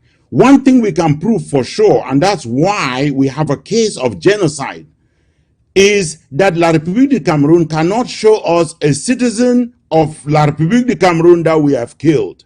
We have not attacked them. We have not violated them. We have not pushed them out of our territory. So there is no conflict between the peoples of the two countries. There is a conflict with the colonial system that they are putting in place. And we have to defeat that. I think you're muted. You're muted. You're muted, Comrade Chris. I can't hear you. Let me disagree with you a little bit there. I think La République is very, very comfortable going on to prosecute this war because in their own territory, they are under no pressure. No pressure. If you had a situation where our own people are hitting on their own territories, I think then their people will rise up and say, you can't continue doing this. You've got to bring peace. Our people are dying. But where we sit quiet and hope that we can send them out, and we're not sending them out, we can decimate their businesses and send out their administrators, and none has gone out. I think we are merely marking time and giving French Cameroon more time, much more time to keep on and killing until we surrender. I think probably you and I are discussing strategy on the air, which is no use, but we shouldn't be selling this. But the key part is this, Brother Chris, is that with respect to counting on the citizens of La République du Cameroun to rise up, we can forget that. That's not going to happen. They're too cowards. They're too cowardly to do that. So we can forget that part. The second part is that on our own, we are calling too many breaks in a war. So we have La République du Cameroun on their heels, on their retreat, and then we call a truce, basically. So we are heading into the weekend, into the week of the 1st of October, and we have to have them, all of them colonial systems, all of them colonial representatives on our territory, feel the heat of our people celebrating and feel the heat of our people piling the pressure on them to move. We cannot have business as normal, for instance. So we have to have that rollout of full attack on this colonial infrastructure to get it out of our territory. We cannot be calling truces. Well, I get your point. Again, you are right. We cannot be discussing strategy in the public, but I really have the impression that there isn't enough pain on their side, and we have to do something because our people alone cannot be bearing this pain and burying their children, burying their families every single day, and things are just going on as usual in La République du Cameroun. Something has to be done. We will beat them before the international judicial system, and it's coming right up, as you know. If they don't kill all of us before they get there. We will beat them. We will get there before they kill all of us. It's really coming up. All right. Sit still. Let me open the phone line. Let both of us take some a few calls from ground zero. Ladies and gentlemen, I'm going to open the lines, but remember, before you call, make sure the volume of your set is turned down. Make sure the volume of your set is turned down. I don't want to pick your call and hear myself repeating in the background. I will just drop the call and get to the next caller. So please, if you are calling, make sure the volume of your set is turned down. You got the number on your screen. While we are waiting for your call, I just want to remind all of you out there of Africa Town Hall, africatownhall.com, africatownhall.com. Ladies and gentlemen, Facebook continues to be a thorn in the flesh of every Facebook subscriber.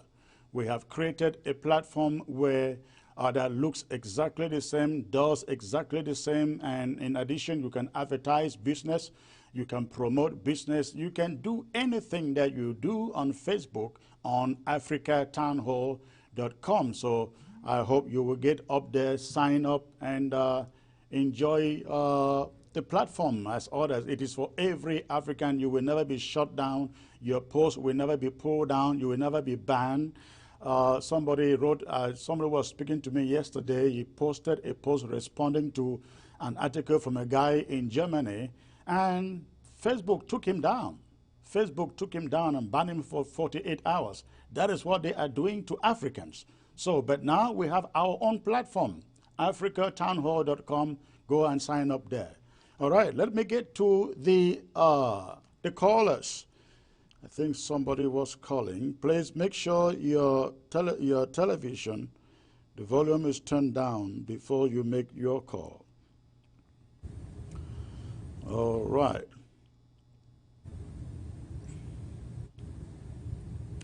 Hello, sir. Hello? Hello. Yeah, please. Yes. Yes, sir. May I know where you're calling from, please? I'm calling from USA. Okay, thanks for the call. What is your contribution, sir?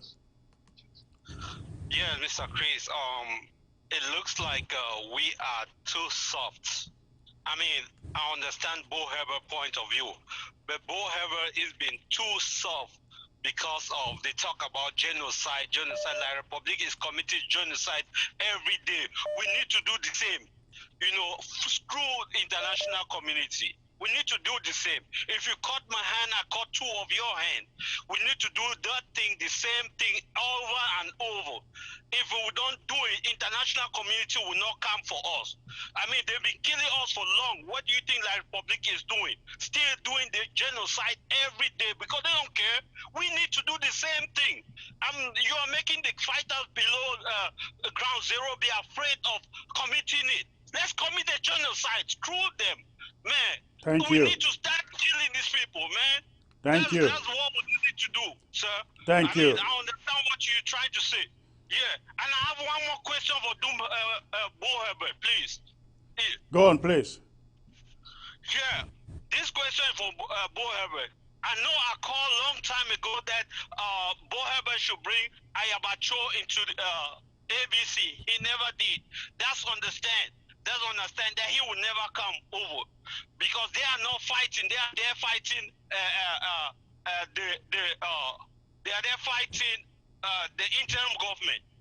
So, but what I'm trying to say is that Bo Herbert, we need to walk away of fighting La Republique, not diplomatically. It's not gonna work. What do he think about that? All right, thank you for the call. I will let Tumfoin to come in there. Tumfoin, please. Yeah, again, I'll just say the same thing that I said, which is we should not discuss strategy on the air. Our people have a right to self-defense, and they have a right to hold on to their homeland and to do whatever they need to do to defend themselves. Beyond that, I say that's not something we should be discussing on the air.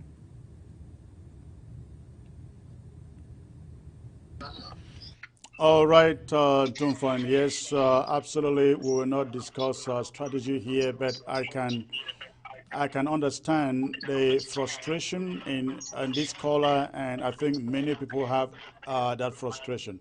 Let me get to the next caller. Hello. Hello. Can you turn down the volume of your set, please? Yes, it's turned down. All right. Where are you calling from? I'm calling from Gabon. Okay. And what is your contribution, sir? Yes, Secretary Chris. Which way one governor say? Which way the Republic do? May we do eye for an eye. Because this thing there so it don't over cause pain for people them. We will not only should not do and say we will not only that target and only that military them. We will continue for the target military them we will over suffer plenty because they over kill people them. Day in day out, the other kind of people they go kill them for water. No, we will vex. So military is may they give assignment now for these people them for 5,000 per gram. May they look where the thing go. All right. Thank you. All right. That is the same line of thought from the previous caller. Let's see what other callers are saying. Hello. Hello. Yes, I can hear you. Where are you calling from, please?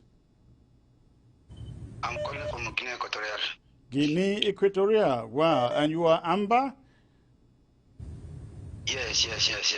All right. All right. Thanks for the call. What is your contribution? Yes. Good evening, boy. Good evening, Cristiano. Thank I you. just ask a question now. I just come over look SCBC now. Yes. So some question I don't hear the chief are worrying about the switch stock. They talk not the evidence we do in a get of switch stock. Piano account for switch stock. Don't now again I want to again for open ABC Nana. I hear how we talk about nobody forget about any switch stock, maybe forget about any nobody forget about any international we find our own self. No, hold on. I think you misunderstood what we were saying. We were saying that the international community is taking too long to intervene. We didn't say that the international community isn't there. We didn't say the Swiss stocks isn't there. We said they were taking just too long while our people are killed. What we hear on SCBC, those are fabrications. They have no idea what they're talking about. Okay. The next question again. The one they were talking about some about you were just talking about you talk about before Sako take over the government. Yes. Before Sako take over the government. You say before Sako want take over the government, how it be about before Sako take over government because they don't know anything that Sako go come from own government without the knowledge of these other people them. I told them now, you know, make 5 minutes, 3 minutes I just come over here and the body that turn for ABC now. So the question put the ask and say how Sako be beef on top or we enter and forbid this push away now. So that the question that many of my people have answered the other question too. You understand? Have those people been in this struggle since the beginning? So and they know the part that yes. So that's why other question we shall with about make up what I get some kind of way for where the reason people because when I ever see CBC, when I go watch all those two people, I try to compare the talks, I try to compare and see which you know I don't only believe in ABC, I don't believe in CBC, I'm gonna try to complete for know who be for you other that kind of examples in them. So now why that I want to try to clarify which understand. So what is your conclusion between SCBC and ABC at this moment?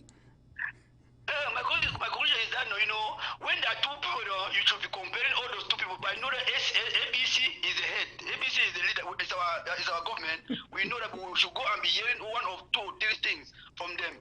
Maybe we can pick one or two things. I'm asking the question. That is some many of people answer the same question.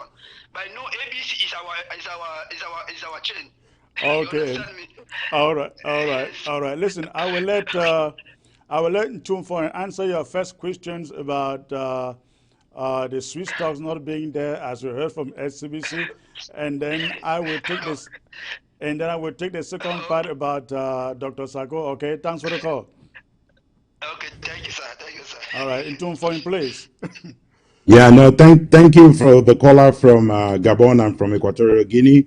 Just to say that one of the reasons why we say what we are saying is because countries get recognized. Countries get recognized, they get admitted into the diplomatic community, into the international community. So no matter what you do, if your ultimate goal is to get your country recognized, there is a part of diplomacy that you must continue to maintain, no matter what the heat is. That is why the people of Palestine have a representation of at the UN. As hopeless as the UN has been for them, they maintain that part because recognition comes through that. Then there's a second part. The second part, important negotiations, which are supported by the international community. We have indicated that the only way that the problem between La République du Cameroon and Ambazonia will be settled will be on a table of negotiations where we go as equal partner to La République du Cameroon. That table has been set by the Swiss government with the support of the United Nations, the Commonwealth, the African Union, the US government, the UK, Canada. All of these governments have supported that process. So we need to get La République du Cameroon to that table, which is where we are going to destroy them with respect to legality and sovereignty over Ambazonia. But in addition to that, we are going through with the process, which is over and above even people like France, which is La République du Cameroon is committing genocide. La République du Cameroon will answer for the crime of genocide with respect to Ambazonia. They have no way to run around it. All of those people who are facilitating that crime of genocide will answer for that crime of genocide. They only need to go back and look at those who thought they were invincible when they were doing that in Rwanda. Their moment is coming, and it's coming soon. All right. I hope that caller is satisfied with that answer. Let me get to the next caller. Hello, sir. Yes, Chris, this is Pastor Victor calling from Houston. Oh, hello, sir. Good to hear your voice. Yes, sir. Yes, sir. I want to appreciate you and Tom Ford for a job well done. I wanted to ask this question to either of you. Do we know why La Republic was not able to appear to do a presentation at the United Nations? They could not address the assembly. Do you have an idea why? Well, I would not say I have an idea other than the rumors that we find out there to the effect that since Biya himself could not do the presentation, the officials at the UN denied the country that opportunity to present a speech. I cannot confirm that. I'm reading it in the social media again. I'm still to confirm that, but maybe Tomfoy knows what I don't know. Tomfoy. Well, I saw a post online, social media. I think it was one of the princes of the Sultanate of Bamun, who was indicating that what had happened was that they had faked a presentation by one of the ministers, and they were trying to slip it through the system to represent Mr. Biya.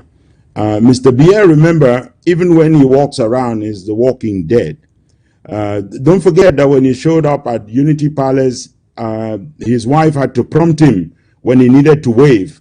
And even at that, the wife had to lift his hands to help him wave. Don't forget that when he showed up on the Mo Ibrahim platform, he said he had brought a few words to speak to him, and he needed more than 2 minutes to talk about those things. So this guy is, okay, let's just call him to be nice. Let's just say he's a vegetable. But this guy is political deadwood, and we cannot be counting and being too preoccupied with respect to somebody whom we could not wish the worst things for Mr. Biya. And so we should not care about what's going on with him, whether he appears before the UN or does not appear, whether he's dead or alive. It should be the least of our worries. The people of Ambazonia should just know that that system has 1,000 Biyas in the making. They will replace him with a Kamto and he will be worse. They will replace him with any other person and they will just turn out to be worse because they hate our people the same way. So Mr. Biya dying or being alive changes nothing in our fight in the hatred that they will show towards our people and in the genocide that they will continue. All right, thank you. Let's get to the next caller here. Hello.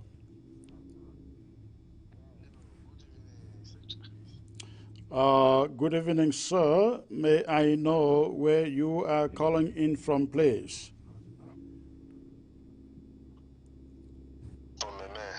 You're calling in from Meme. Okay. How was Ghost Town in Kumba today? Are you in Kumba? Yes. You know, Ghost Town in Kumba is always effective now. Good. You know, most of Mondays people consider as their day of worship and stay home doing most of their things. So it has become a point that people have become adapt in their system. That even the struggle we got today, some people they will find difficulties for some people to coming out on Monday because they have already been used to. Right. All their small junk going on Monday. All right. So what do you have to share with us today? I have about 2 questions to ask and to thank you all for what you are doing. First of all, I'm really appreciate Father Bo Herbert for what he's doing. The other time we saw him through Don Pacho that he was answering questions there, and I think he made us understand that unity that we speak is not thing that we just see it easy. That because most of the leaders don't like to come in one terms because they are afraid for losing their position. Right. But with that point, since he have up to answer the call of Don Pacho and the interview beings, have a conversation with Don Pacho, mean that he is someone that loves unity, as we are seeing here, that he loves unity, and he have understand that we cannot go forward without unity, and that is why we are praying. Although we have some groups that they are not lying with the IG, but I think if something like ghost town or lockdown should be passed, or we are pleading that some leaders should contact the other leaders.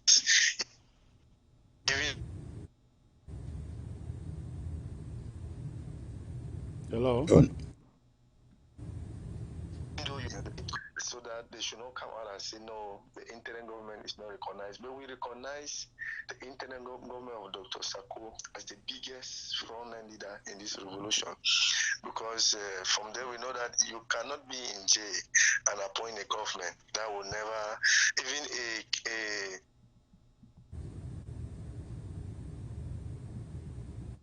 primary school student will tell you that how we can do. That is a simple truth. All right. All right. Hello. Thank you. Thank you. We'll get you. Thank you. Okay, in Tumfine, you got that. That's a compliment. I would just say that we are in this struggle to do the will of the people of Ambazonia. And the will of the people of Ambazonia is that we unify our forces and go forward together so that we can deliver homeland for them. Anyone who wants to do this only because he is a leader is not working on the will of the people of Ambazonia. All right. Hello. Hello. I'm calling from Bamenda. Okay, you're calling from Baminda. What is your contribution, sir? Yes, thank you. First of all, I want to say that I've just received information, reliable information, that the UN has rejected, the UN has insisted that Paul Biya must come to the UN headquarters and address the UN General Assembly personally. No, I don't think so. Whoever told you that is not telling you the truth, because other presidents address the UN from their locations. They won't have to insist that Mr. Biya must come there. So just discard that information. It cannot be true. Okay, anyway, that is side information. What I want to say, Secretary Speaks, is that we are here in Bamenda Ground Zero. Please, it is time to mobilize resources to face these terrorists face to face. We can no longer keep on talking, sir. We can no longer keep on talking. We must mobilize resources to face them. Yes. Yes, I mean, literally speaking, we are no longer interested in talking, shutdowns, and so on. These people are demons who have invaded our land. They are ready to do their worst. They have been systematically arresting boys and killing them to reduce the population so that eventually we will lack the manpower to face them. That is what is happening. I'm in Bamenda. They are everywhere, so we cannot fold our hands like cowards and bear this. No, we have to face them. All Amazonians have to be armed. We have All to right. destroy these demons. All right. No, so let me talk, please. Yes, finish. One more minute. In the next 50 seconds. That's what it is time for action. Our fighters must unite by any cost. Our fighters must forget about the fact that they are for this group, for this leadership. No, they must unite at this time. We talk politics for what to do. They must unite. Our fighters will provide them with rocket launchers, no weapons. By any means, these demons have had enough here. We cannot bear them again. We can no longer bear them. Please. All right, thank you. I hear you, and the policymakers hear you. Thank you. All right, in terms of, I guess you are hearing that the people have got it up to this level, and I think everybody wants to see something done, and we really have to think about alternative strategies from what we are doing at the moment as far as confronting these guys is concerned. I agree totally. Maximum damage on them. I agree totally. I just say we should not give them a break. And if you are not armed right now in Ambazonia, if you are not fighting, you are more dangerous than somebody who's got a weapon. You just need to know what your role is. Remember, if you have a barricade in their way and you have 200 barricades in their way, it will take them time to get to the restoration forces. They may never get there. You will have an opportunity to take them down. So never minimize what weapon you have in your arm. If it is only setting up a barricade on their way, if it is only putting spikes that will take down their vehicle, do not hesitate to do what you need to do as an Ambazonian to prevent the genocidal forces from moving around freely. Okay, all right, thank you. Let's get to the next caller. Hello. Hello, this is Mr. Henry calling from South Carolina. Okay, good to hear your voice. What is your contribution? Yes, my contribution goes in line with the first two callers. With respect to the action we're supposed to take on the Francophones, to counter action on what they're doing to us. If we can remember, if we go into history and check on, look at how Zimbabweans gained back their country from the British. They went on protest time and again, and that was never heard of. They gained back their country only when they started acting on the British. Look at the case of Israel. It wouldn't matter how many protests the Palestinians carry on, they will never be heard. But when they start launching attacks on the Israelis, you hear the international body holding conferences, holding meetings left and right. What I'm saying is, we are taking this thing like a play. These Francophones, they have us. If you pass check, you see that most of the fighters that are killed in Ambazonia, they were actually pointed by the Francophones that live among us. So if we want to be serious, we need to start launching attacks on these Francophones. It is if we want in any way to be serious, we should launch attack on these people. When the attacks are launched on these people, we will start seeing the reaction. The international body will come on. This thing, protest will never take us anywhere. We need to go action. Thank you. Thank you. In Tumfoin, I think this caller is on point. We have to invent ways to do what all these callers are saying. Except that you attack people for who they are. Frankly, I'm saying we don't become the monsters that they have become. We have ways of dealing with this, and our people are dealing with it so far with very, very great intelligence and with a level of diplomacy that the world has not seen. That is why they are dumbfounded. They are unable to make the moves that the French hoped they could make, which was to tag all of us terrorists. We cannot give them the upper hand on that particular angle. We are winning on that front. Remember, one of the things on which we are not going forward is especially the fact that the international community laid a table of negotiation before the people of Ambazonia. And there are people who claim to be part of this revolution who have said they do not support that negotiation when they cannot tell the people of Ambazonia which other group will call them together to allow them to debate that matter of Ambazonia versus La République du Cameroon on a table like that. If Ambazonians truly support a process that leads to Ambazonia equal La République du Cameroon at the same table without preconditions, with the international community watching and arbitrating and guaranteeing, you need to start off by supporting a process that's on the table. Stop giving them an excuse to not be at the table, to point left and right to say these people are not supporting the process. Too fun. I guess what they call us, and I think quite a number of people out there are saying is, yes, we believe in the process, the negotiation process, but just as we condemn the United Nations, the process is taking too long, and it's not because of the mediators, it is because of La République du Cameroun. At the same time, they continue to inflict even bigger pain on our people. I think they want us to be man enough to not just to turn the other cheek, but to return that which La République is offering us on them. But you know what? Let me take this next caller from Ground Zero. Hello. You're calling from where? The Northern Zone. Okay. Northern Zone, precisely from. So I want to contribute this. I think Boy Bedget for no say he don't teach we plenty for the past 4 years. History, dates, the quad dates. No, but that dates they will come fight this war for we. If he come for Bamenda here or for Banzo here, he will be able to mount two barricades for stop army for Inter for Equator or for Hope. It is terrible here. We need to start killing these francophones for here, Mr. Chris. We need them. Make Bohebet come here, mount 2 or 5 barricades. You will see whether French Cameroon go inter kill everybody for Equator. We need to start killing these francophones where they here. If we not do so, the thing don't hook we for we neck. They are terrible. They did damage.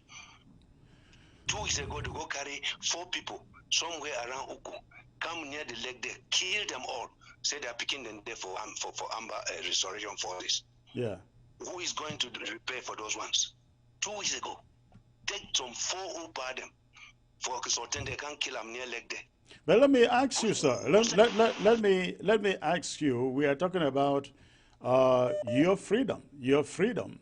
What stops you from? What stops you from putting men in your town or your city to begin to carry out some of this action that you are recommending? In fact, the people are Usai guns and they don't have the weapon. We don't get the weapon on them.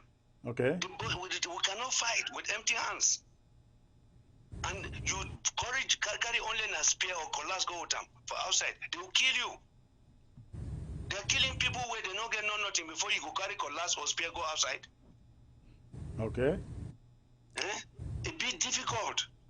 The only thing that for begin kill their own citizens, like they kill on. Then when they start kill on them where the devil La Republic, they will start on come back here. International community, they go get the information. We give us that kill them, especially we do them. Where they here. All right, and thank you. The worst enemy them for this struggle, Chris. Me boy, they stop all that history where the court did them. Those days they're not gonna help you for anything. You don't educate you for more than 4 years. Oh. One action. All right. Thank you. I will. Thank you. I will let him respond to you. Okay. Thanks for the call. And 2-4, please.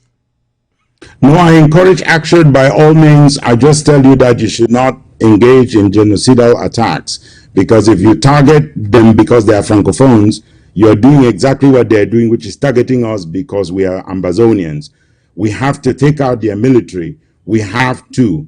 That I am totally in support of. But again, this is about strategy, and I don't think that the people of Ambazonia are doing themselves any service by trying to discuss it on the air. If you want to do something, something gets done, you don't go on the air and talk about it. That strategy will be dead on arrival. So please, we've got enough military to take out first because they will give us the guns with which to fight. So I will heavily recommend that we keep it to military targets. We take those down, we get the weapons, we go forward.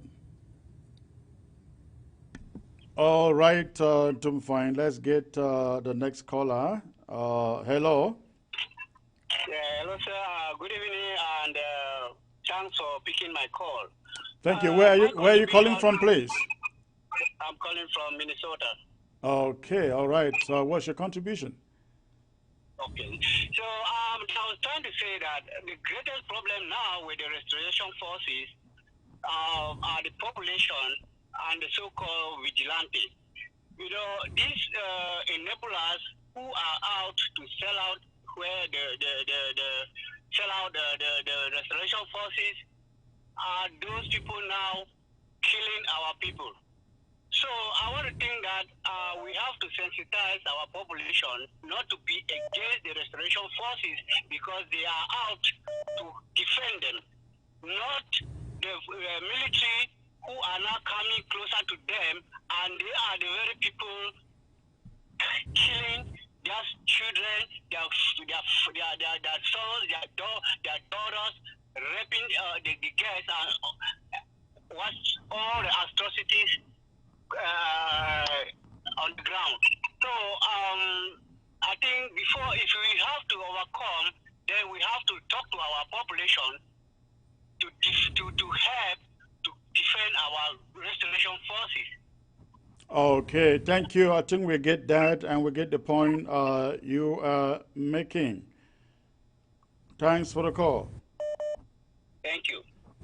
All right. I think that is an important point made there. Our people have to stand up and stand on the side of our fighters. We know there are bad ones, but you will always have bad eggs amongst good ones. So please stand with the forces. Let me get to Summer Thomas from Belgium. Hello, sir. Good afternoon, Secretary Chris and Comrade Buha, but for the studio, for the wonderful job we they do today. Thank you.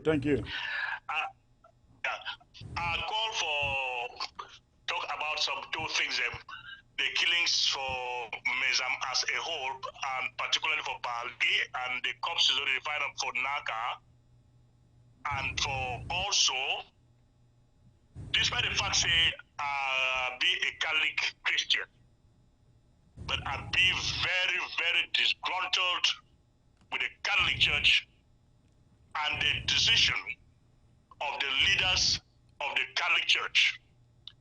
I read some later where they say they go for Boya, they go home mission there for about 2 or 3 days.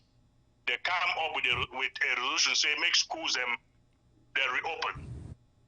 This one is a sign for sure say the Catholic Church and the leaders of Southern Cameroon, they don't lose some all, because if those people, they see those corpses with a life for the Naka and with the litter all over the Southern Cameroon street, where people do bury them, and Secretary Chris, the next women I will propose and I say, I don't propose this one before, but people check say I will play and play with the hide.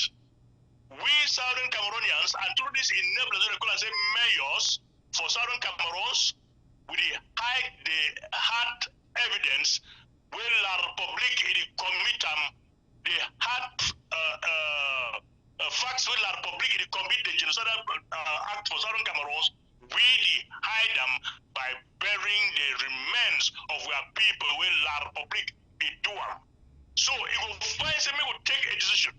Say if La Republique can show the key Southern Cameroon for street, make the enablers what they call themselves the mayors, make they allow those corpses be the rotten for street, make dogs and chop those corpses for street. So they make the world is see those things, make the population is see those things, make those idiots what they call themselves, say the bishops headed by Nkea, Andrew, make them pass. Even if we did, we gather those corpses, go put them from Kenya in front of about how schools will reopen this year because say people must go for school. And nobody will ever hear this one from these guys. When the pretentiously tell we say, make these guys ready for church, they don't say, the Southern Cameroons of today, over yesterday, when you will talk, say, you bishop, you be ordained and appointed by God. God, you guys are elected, and you guys are sinners, and even worse sinners than some of us who never mount the pulpit. For we can look things from our simple ways and sympathize with them.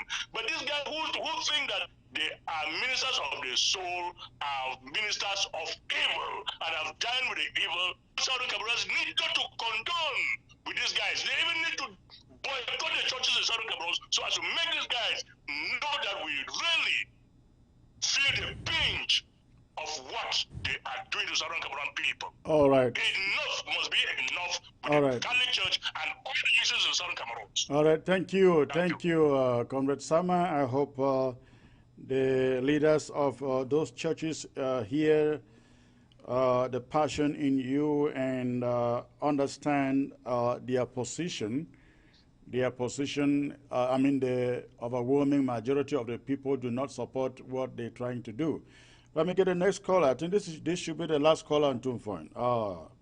Ocheba Nelson. Hello, sir. Yes, Secretary Chris. I greet on you and Pablo Herbert for all the good job we want to do for try for educate Amazonia people them. Thank if you. I feel call, I just call for explain say Pablo Herbert not talk for this say we will do everything possible for defend ourselves.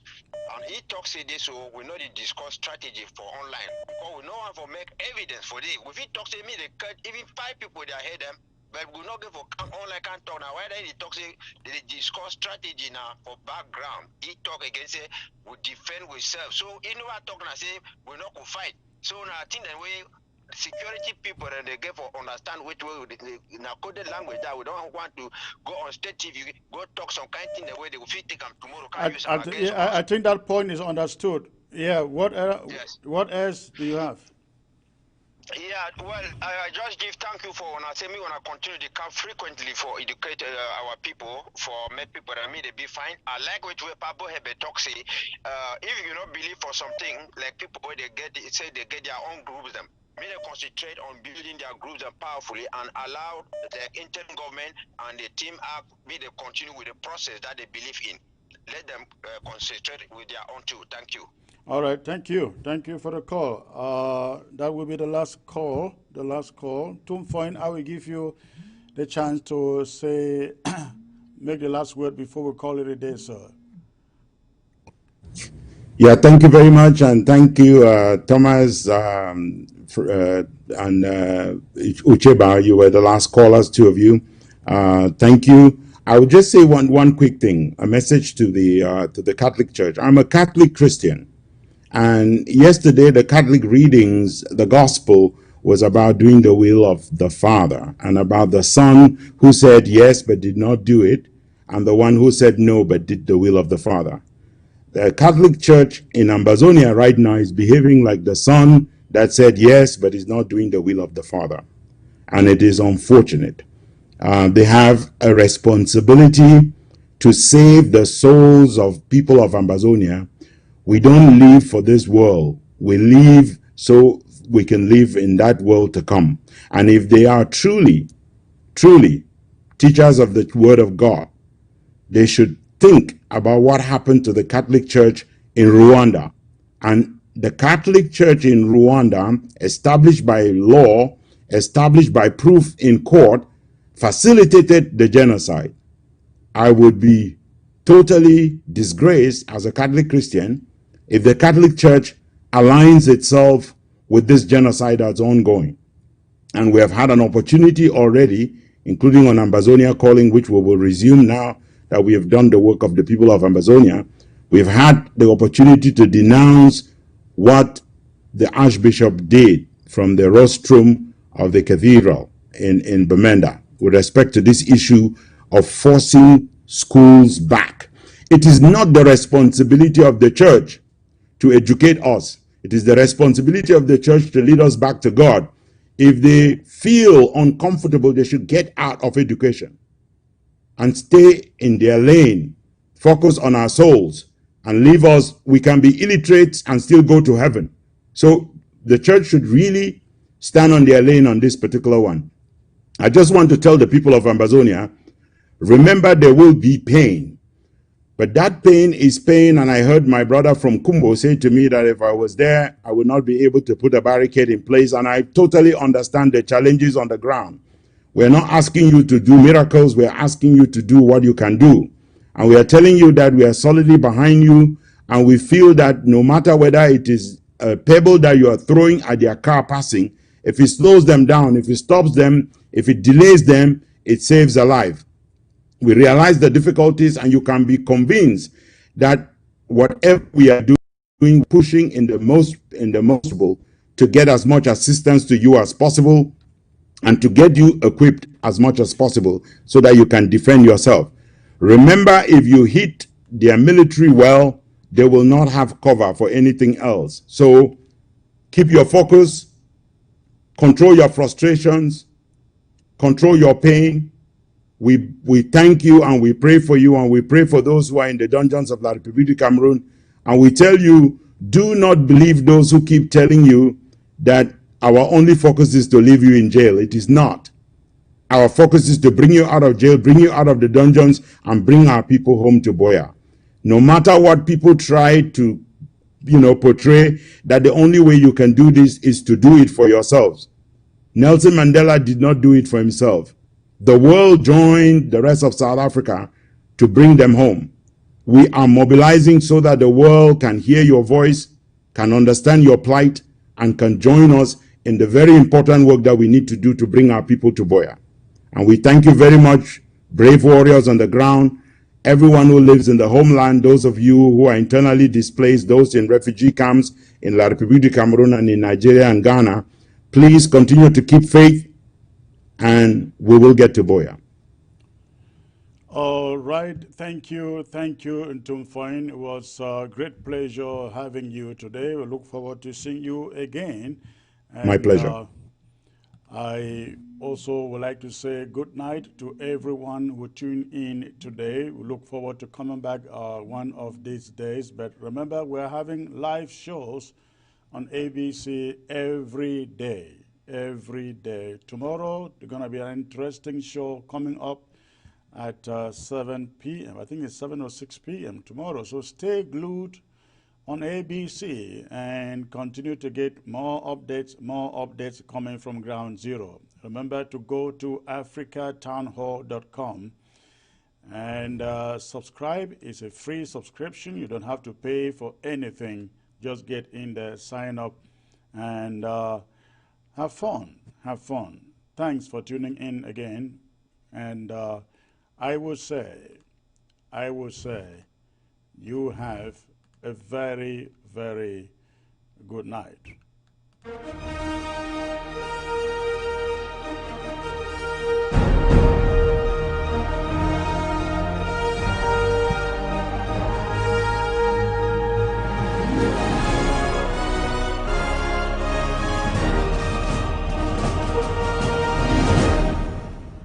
Start a new career as a Linux system administrator with an average salary of $80,000 to $120,000 a year. Dynamic Tech Academy has transformed many lives for the better through our 6-month Linux program. We are so excited to announce that we are adding DevOps course and Red Hat certification at no charge, which will make students more competitive. Over 80% of our students have no prior IT background, yet vast majority of alumni land jobs in 3 to 6 months after they start applying. Our ultimate goal is to reach 100% student employment, so we work with every student until he or she gets a job. Upon successful completion of the course, we will provide resume building, interview preparation, and job placement assistance. With the Linux course, you get more than 300 hours of in-depth training, and you get to learn from experienced instructors. By the end of the program, our students can be Red Hat certified if they choose. Our alumni work in companies, both government and private companies in the USA, Canada, and even Europe. Want to learn more about the program?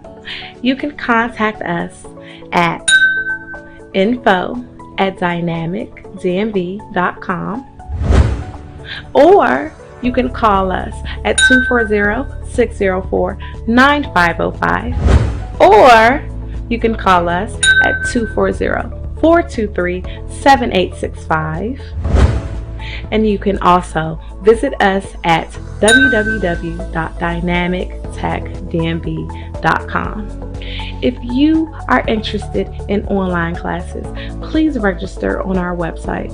That's once again www.dynamictechdmv.com.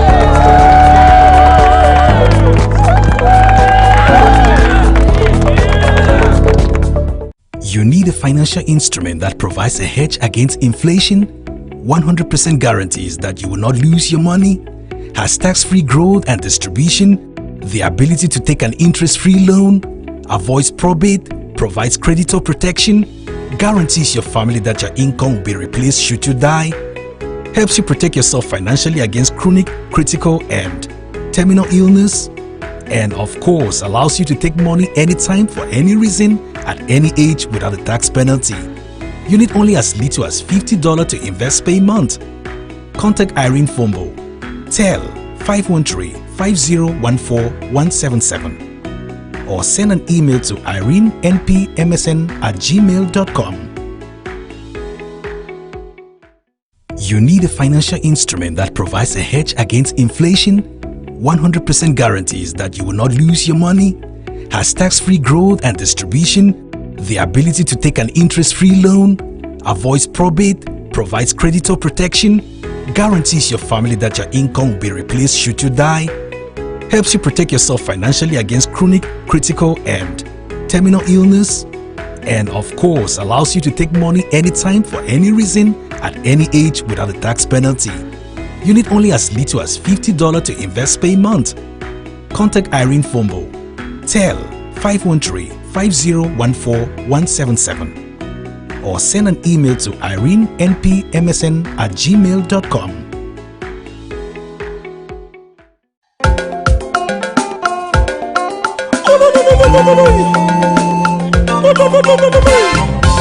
Un volant de plaisir et beauté de James encore.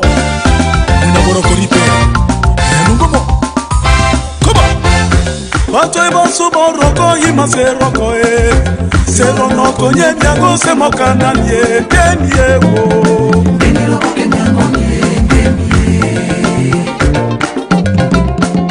Bato ebosu boroko yima seroko serono konye nyago se mokana ye denye wo denilo kenyango ye denye. Ouais, mamweni denye denye. Deni sokane ni angone Oroko deni Deni sokane ni angone Mande mango masi wani tete kone wo paradi Oroko moto na moko Abene mbonge bakugubi mabatanga Ekombe malondo bananga Malondo baliko bakoko Urona barombi Ise moto moko Miango marofoni Dembo marueri Yekori umara kake Nabane bawi sangele Nakoro Moto asuna kafenda Ise basusu moto na moko Mbale Matane koneri Nanjumae Ya Ewa wakuna ngambu Tomate boye Onyona bema beni Mabe mora ketete Seba koroko Dosa koroko Domwene isemene Domwene Chacho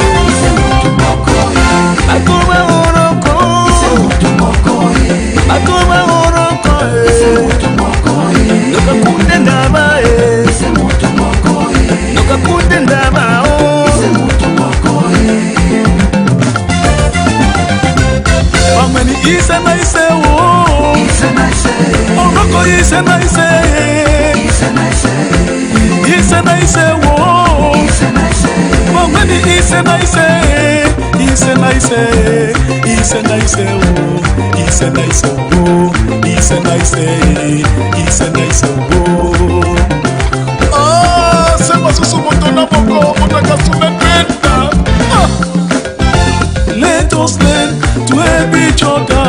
What is Mokere? Akesere wabuo. Uyamoneke pamoto wasaru wakaemae. Oroko, let us love each other. It's a nice day. It's a nice day. It's a nice day. It's a nice day.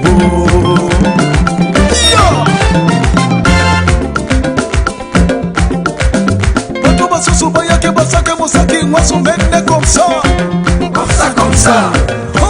Comme ça, comme ça, comme ça. That's right. Imabato basusubaya que basake mosaki mwasumene comme ça. Comme ça, comme ça. Ima comme ça. Comme ça, comme ça. Bato basusubaya que basake mosaki mwasumene comme ça. Comme ça, comme ça. Comme ça, comme ça, comme ça. That's right. Imabato basusubaya que basake mosaki mwasumene comme ça. Comme ça, comme ça. Ima comme ça. Comme ça, comme ça.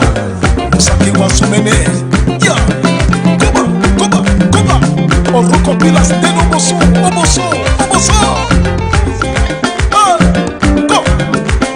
Susubaya que basake mosaki mwasumene comme ça. Comme ça, comme ça.